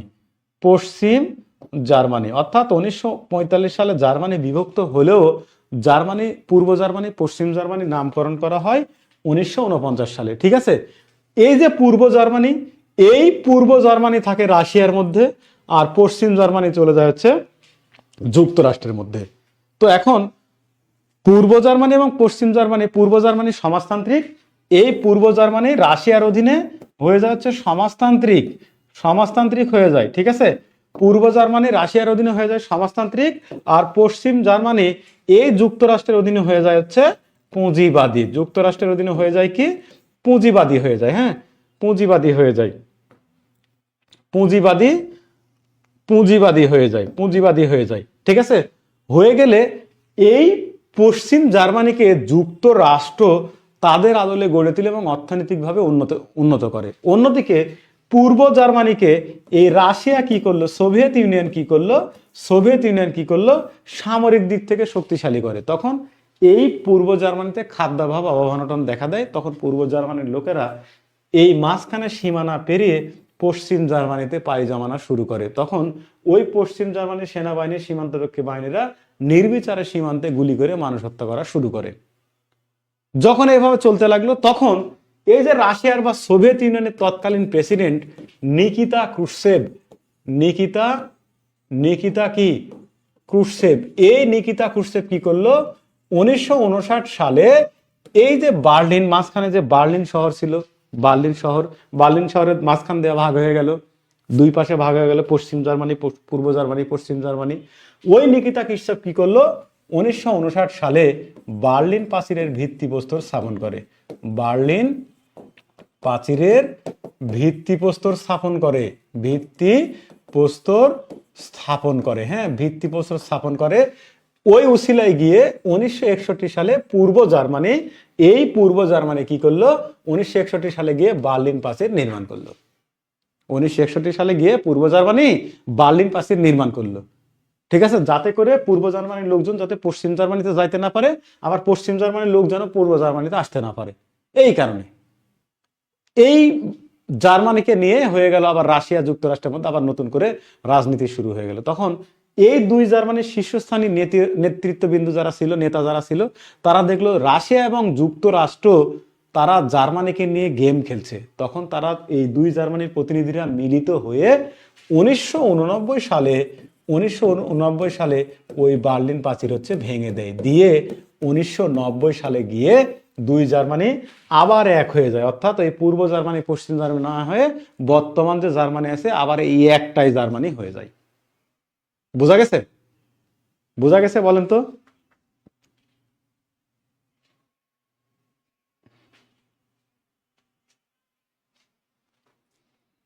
তুমি আশেপাশে ছায়া হয়ে মায়ায় জড়ালে।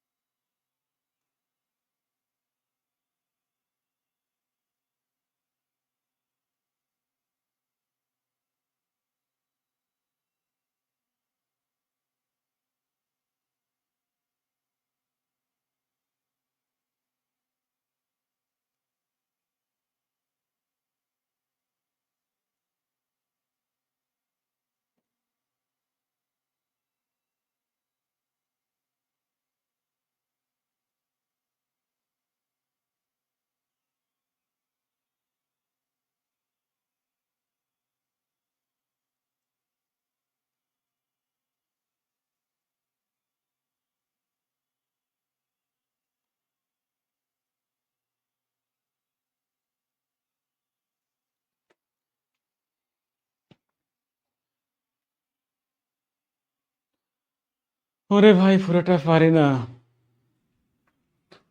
ওকে, তাহলে বার্লিন প্রাচীরের কিচ্ছা খতম। বোঝা গেছে? ওকে,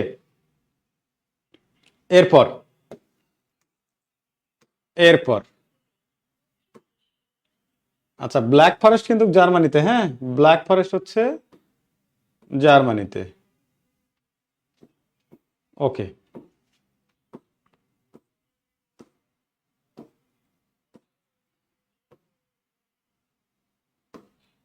চোখেরই পলকে এত কাছে কখন এলে যে তুমি,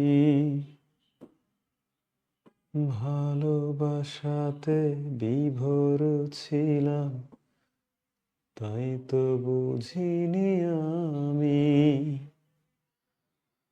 সারা জীবন এমনি করে চাই শুধু তোমায়,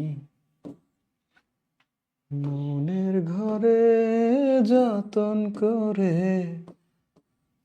জড়িয়ে রেখো আমায়। ওকে, আচ্ছা, এরপরে দেখেন বলা হচ্ছে আমরা রাশিয়া। রাশিয়ার পূর্ব নাম কিন্তু হচ্ছে, রাশিয়ার পূর্ব নাম সোভিয়েত ইউনিয়ন।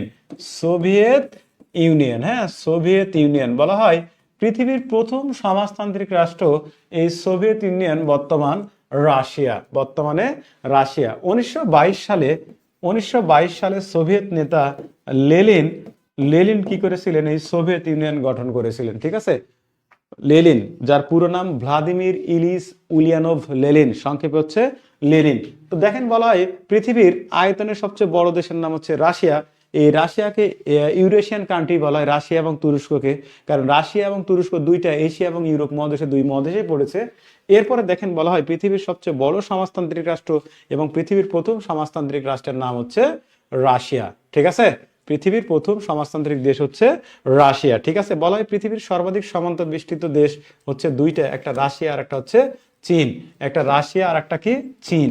এই দুইটা দেশই কিন্তু হচ্ছে 14টা দেশের সাথে কিন্তু হচ্ছে সীমান্তবর্তী। এই দুইটা দেশই কিন্তু হচ্ছে 14টা দেশের সাথে কিন্তু হচ্ছে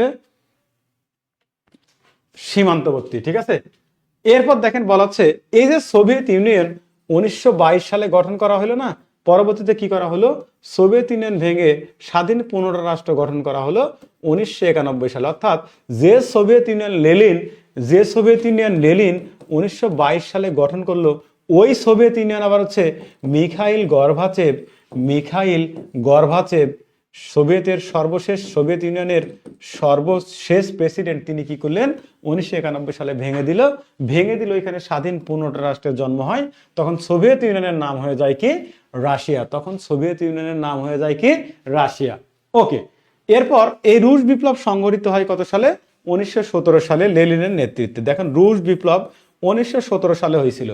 এই রুশ বিপ্লবের অনেকগুলা নাম আছে, দেখেন কি কি, দেখেন রুশ বিপ্লব,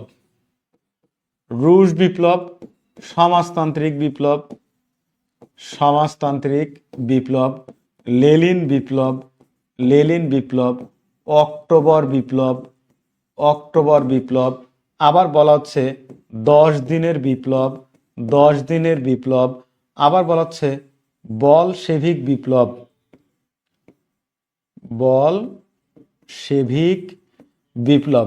একটাই বিপ্লব 1917 সালে সংগঠিত হয়েছিল 27শে নভেম্বর থেকে 27 অক্টোবর থেকে 7 অক্টোবর 1917 সাল। ঠিক আছে, ওই বিপ্লবটা কেন হয়েছিল, রাশিয়ায় সমাজতন্ত্র প্রতিষ্ঠার জন্য।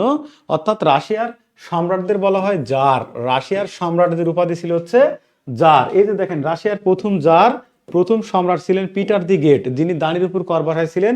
ওই রাশিয়ার সম্রাটদের উপাধি ছিল জার। তো ওই রুশ বিপ্লবের সময় রাশিয়ার জার ছিল হচ্ছে জার দ্বিতীয় নিকোলাস। তো বলা হয় রাশিয়ায় জারতন্ত্র পতন এবং সমাজতন্ত্র প্রতিষ্ঠার জন্য 1917 সালে লেনিনের নেতৃত্বে যে বিপ্লবটা হয়েছিল, ওই বিপ্লবটাকে মূলত বলা হয় সমাজতান্ত্রিক বিপ্লব। কেন সমাজতান্ত্রিক বিপ্লব বলছি, কারণ রাশিয়ায় সমাজতন্ত্র প্রতিষ্ঠার জন্য এই বিপ্লব সংঘটিত হয়, যার কারণে এখানে সমাজতান্ত্রিক বিপ্লব বলা হয়। আবার রুশ বিপ্লব কেন বলা হচ্ছে, রুশ জাতি দ্বারা এই বিপ্লব সংঘটিত হয়, যার কারণে একে রুশ বিপ্লব বলা হচ্ছে। আবার লেনিনের নেতৃত্বে এই বিপ্লব সংঘটিত হয় বলে একে লেনিন বিপ্লব বলা হচ্ছে। অক্টোবর মাসে এই বিপ্লব সংঘটিত হয় বলে একে অক্টোবর বিপ্লব বলা হচ্ছে। এই বিপ্লব স্থায়িত্ব ছিল 10 দিন, যার কারণে একে 10 দিনের বিপ্লব বলা হচ্ছে। আবার বলশেভিক পার্টির নেতৃত্বে এই বিপ্লব সংগঠিত হয় বলে একে বলশেভিক বিপ্লব বলা হচ্ছে। ওই সময় রাশিয়ায় দুইটা রাজনৈতিক দল ছিল, একটা বলশেভিক পার্টি, একটা হচ্ছে মেনশেভিক পার্টি। তো ওই বলশেভিক পার্টির নেতা ছিল হচ্ছে লেনিন। ওই বলশেভিক পার্টি দ্বারা এই বিপ্লব সংগঠিত হয় বলে একে আবার বলশেভিক বিপ্লবও কিন্তু হচ্ছে বলা হয়ে থাকে। বোঝা গেছে এই পর্যন্ত?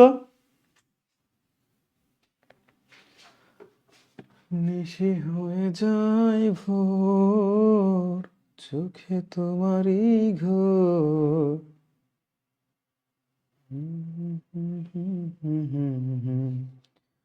প্রাণেরই শহর, তুমি ছাড়া পৃথিবীতে চাই না তো কিছু, যেখানে নাই মন নেই পিছু পিছু যত আশা, পেল ভাষা তোমারই ভালোবাসা।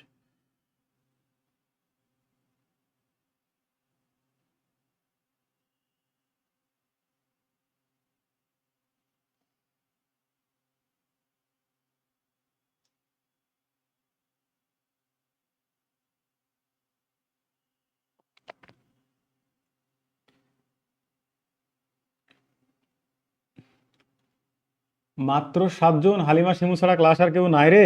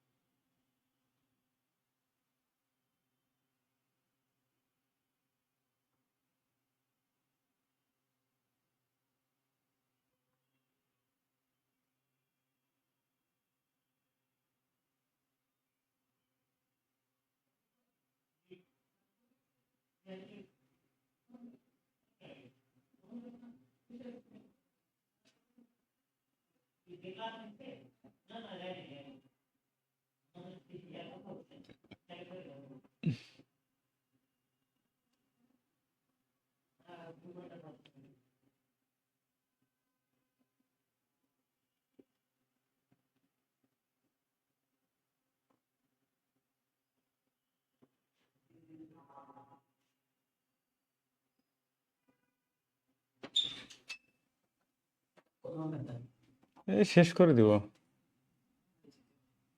আর একটা দেশ আছে ফ্রান্স, পড়ায় শেষ করে দিব। 10 মিনিট।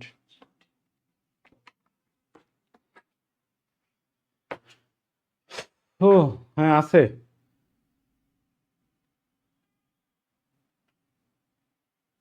হ্যাঁ ডেলিন ঠিক আছে, রাকিব হ্যাঁ ঠিক আছে ভাই।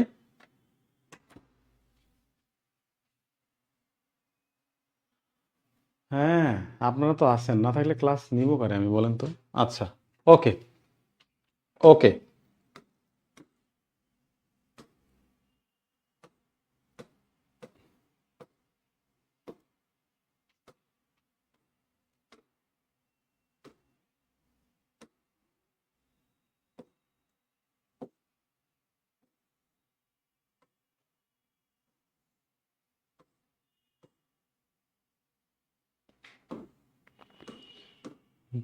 तू ही मुझको बता दे चाहूं मैं या नम,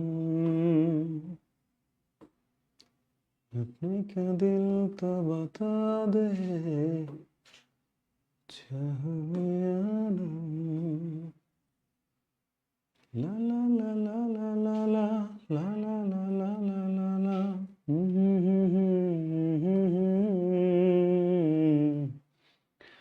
আচ্ছা আমরা এখন পড়বো হচ্ছে ফ্রান্স। হ্যাঁ ফ্রান্স, ফ্রান্সের রাজধানীর নাম কি? প্যারিস। ফ্রান্সের রাজধানীর নাম হচ্ছে প্যারিস, রাষ্ট্রীয় নাম ফ্রেঞ্চ রিপাবলিক। আচ্ছা ফ্রান্স জাতির নাম অনুসারে ফ্রান্সের নামকরণ করা হয়। আচ্ছা এরপর দেখেন বলা হচ্ছে ওই যে শতবর্ষব্যাপী যুদ্ধ, দেখেন শতবর্ষব্যাপী যুদ্ধ,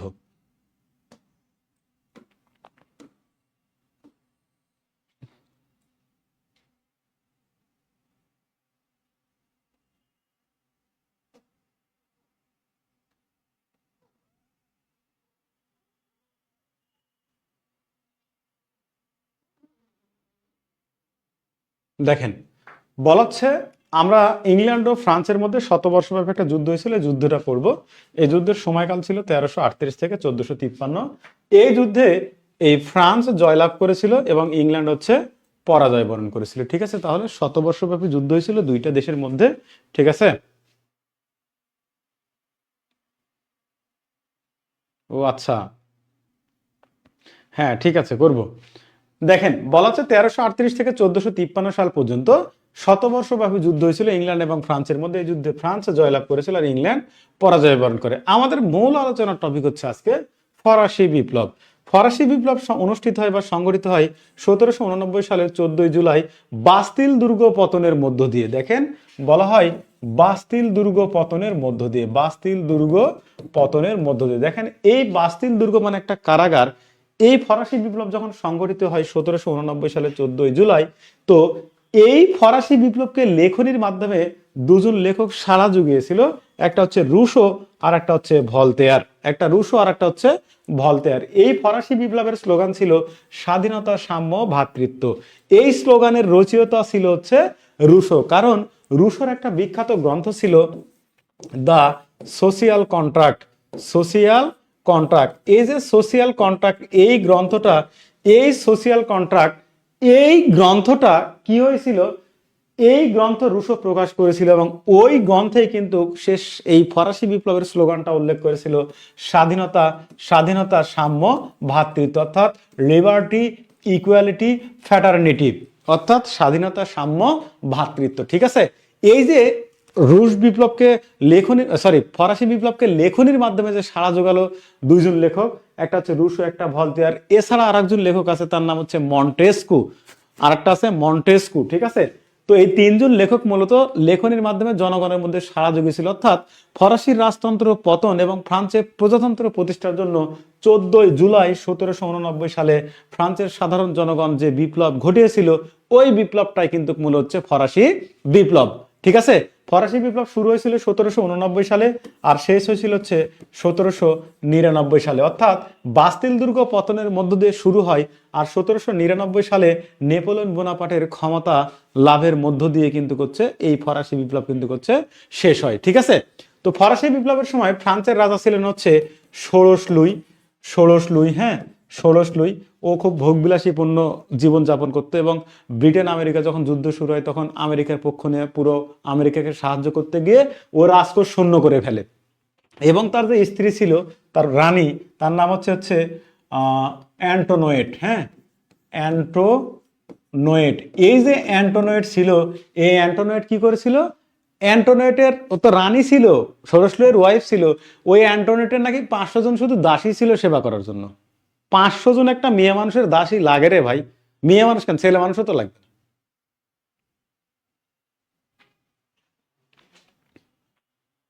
তো যাই হোক, ফ্রান্সের রাজপ্রাসাদের সন্ধ্যা প্রদীপ জ্বালাতে 12,000 মানুষ লাগতো, 12,000।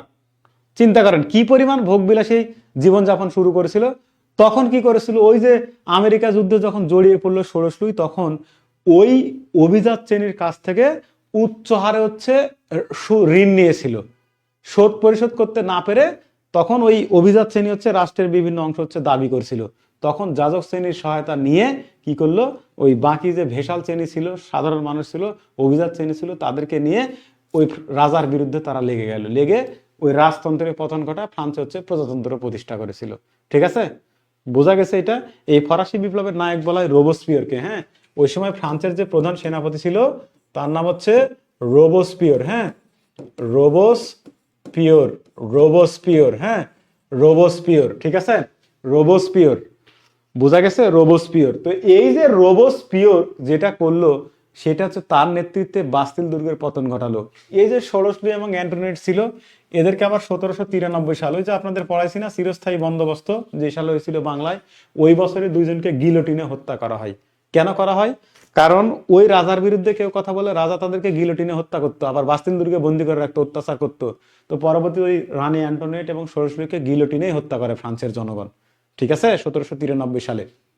তো এখানে একটা কাহিনী ছিল যে এই যে রাজা ষোড়শ লুই এবং অ্যান্টোনেট যেটা করেছিল, তারা পালিয়ে যাচ্ছিল। অস্ট্রিয়ার সীমান্ত থেকে তাদেরকে বন্দি করা হয়।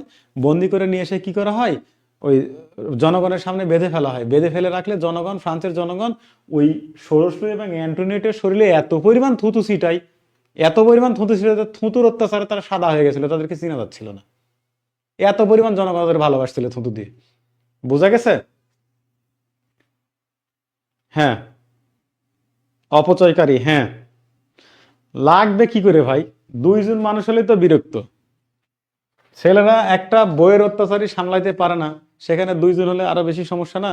4টা করা জায়েজ আছে, তাও সেটা তো হচ্ছে সিচুয়েশন অনুযায়ী। আমরা তো ডিরেক্ট বলি যে, মজা করে বলি যে 4টা করা যায় জায়েজ আছে, কিন্তু ওটা তো সিচুয়েশন অনুযায়ী করতে পারে। একটা বইয়ের অত্যাচারে তো একটা ছেলে সহ্য করতে পারে না, ওই ব্যাটার আবার 500 জন দাসী লাগে বেটির আবার। এই আলিমা সীমা কি হয়েছে ভাই, বাঁকা চোখটা? আমি তো কিছু বলি নাই, অন্য কিছু বলি নাই। আচ্ছা ঠিক আছে, দিনা বুঝছে, ধন্যবাদ। শোনেন, প্রত্যেকটা মেয়ে কিন্তু এক একটা কিন্তু হাসিনা, ভিতরে প্রত্যেকটা মেয়ের এক একটা হাসিনা আছে কিন্তু, বলে দিলাম। অস্বীকার করার কিচ্ছু নাই। এটা কে বুঝবে, এটা কে বুঝবে? এই সাদত, ইয়াসির আরাফাত, কে বুঝবে এটা?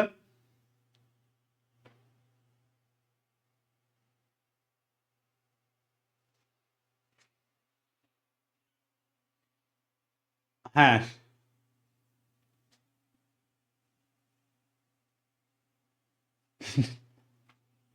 হাজব্যান্ড, হ্যাঁ, গুড গুড, এই তো সব হাসিনা। হ্যাঁ, হাসিনা আপা বুঝবে। সেদিন হচ্ছে মানে মজা করে একজন স্লোগান দিচ্ছে যে মানে আমাদেরই পোলাপান, ওই আমার অ্যাডমিশন ব্যাচের পোলাপান, তো কি যেন একটা কথা বলে হাসি নিয়ে আলোচনা করলাম, স্বৈরাচার নিয়ে আলোচনা করলাম। তো একজনের মধ্যে আবার প্রেম করে, তো গার্লফ্রেন্ড নাকি ওরে ব্যাপক প্যারায় রাখে। তো ওই আবার স্লোগান দিচ্ছে এভাবে, এক হাসিনা লোকান্তরে লক্ষ হাসিনা ঘরে ঘরে। ঠিক আছে, এইভাবে স্লোগান দিচ্ছে। শোনার পর হাসবো না কাঁদবো আমি বুঝতে পারতেছিলাম না, পোলাপান এত ট্যালেন্টেড, এরা এগুলো স্লোগানও মুখস্থ করে রাখছে।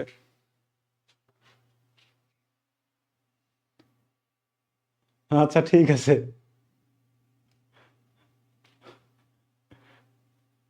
তার মানে মারুফা হাফসা, হ্যাঁ ঠিক আছে। যাক, আচ্ছা ঠিক আছে, যারা করেন নাই তারা প্রিপারেশন নেন হাসিনা হওয়ার, হয়ে যাবেন ইনশাল্লাহ, দোয়া করে দিলাম। আরে হাসিনার মতো অত খারাপ হবেন না, আপনারা কি খারাপ নাকি? হাসিনা বলছে মানে স্বৈরাচার। তো বিয়ে করার পর তো বরের উপর রাইট থাকবে না, তখন মেয়েরা একটু অত্যাচার করবে না? কারণ জীবনে তো কোনোদিন আর কারো উপর সুযোগ পাবে না, ওই একটা মানুষই পাবে অত্যাচার করার, তো করবে না, এটা তো রাইট আছে, করতেই পারে, এটা তো অস্বাভাবিক কিছু না।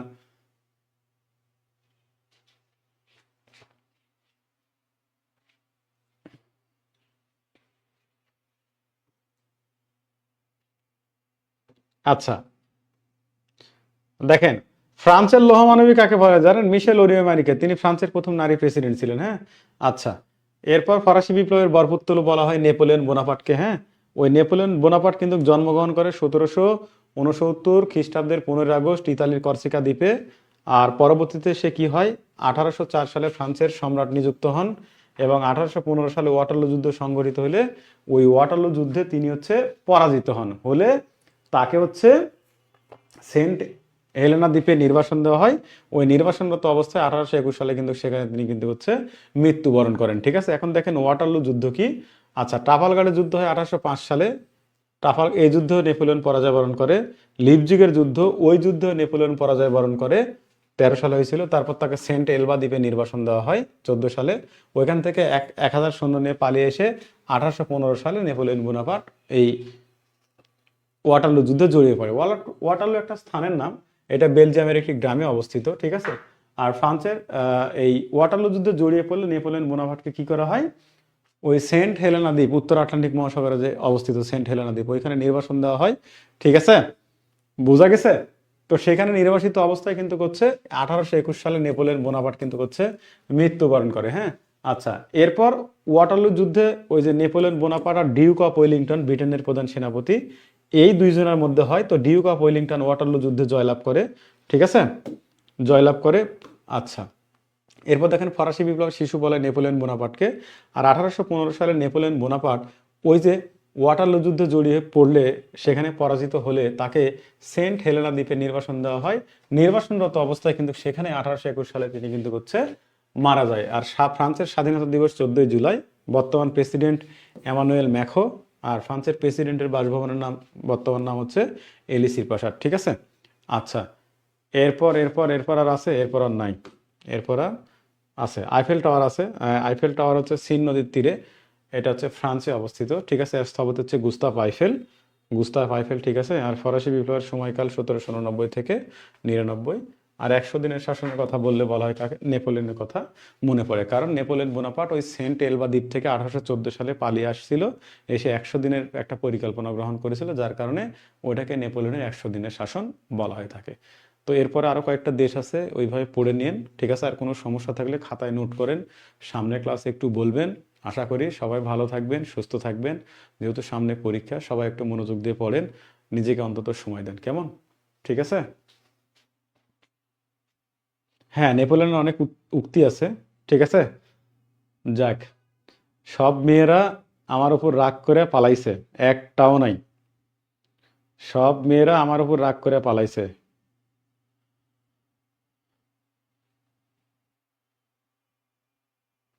হ্যাঁ, নেপোলিয়নের বিখ্যাত উক্তি আছে, তোমরা আমাকে শিক্ষিত মা দাও, আমি তোমাদের শিক্ষিত জাতীয় উপাধি দিব।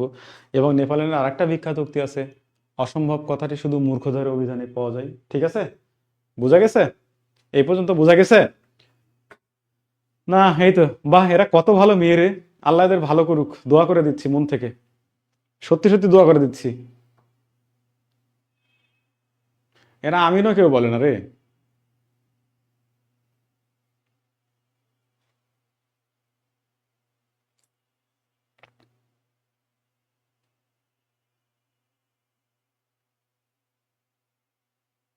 আমিন আমিন। যাক, আলহামদুলিল্লাহ, আল্লাহ কবুল করুক।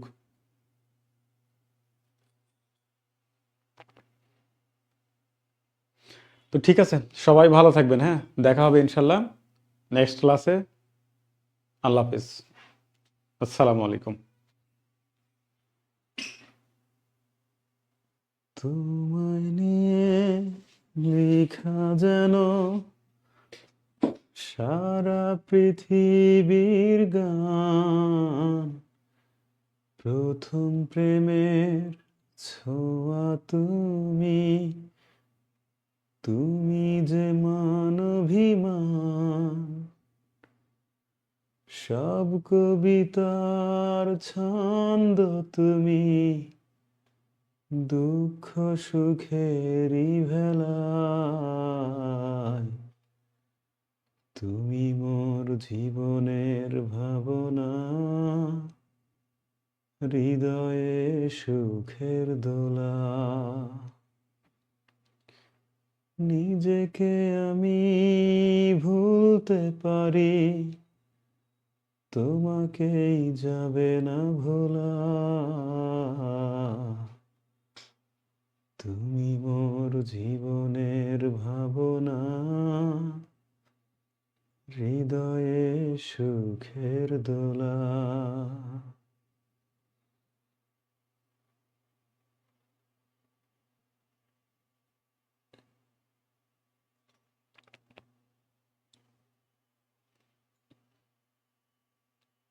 হাজার তারের বীণা তুমি,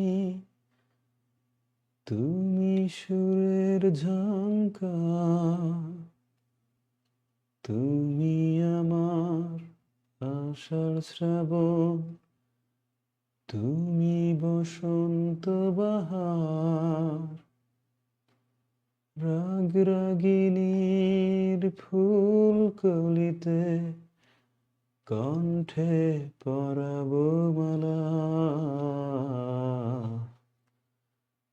তুমি মোর জীবনের ভাবনা, হৃদয়ে সুখের দোলা।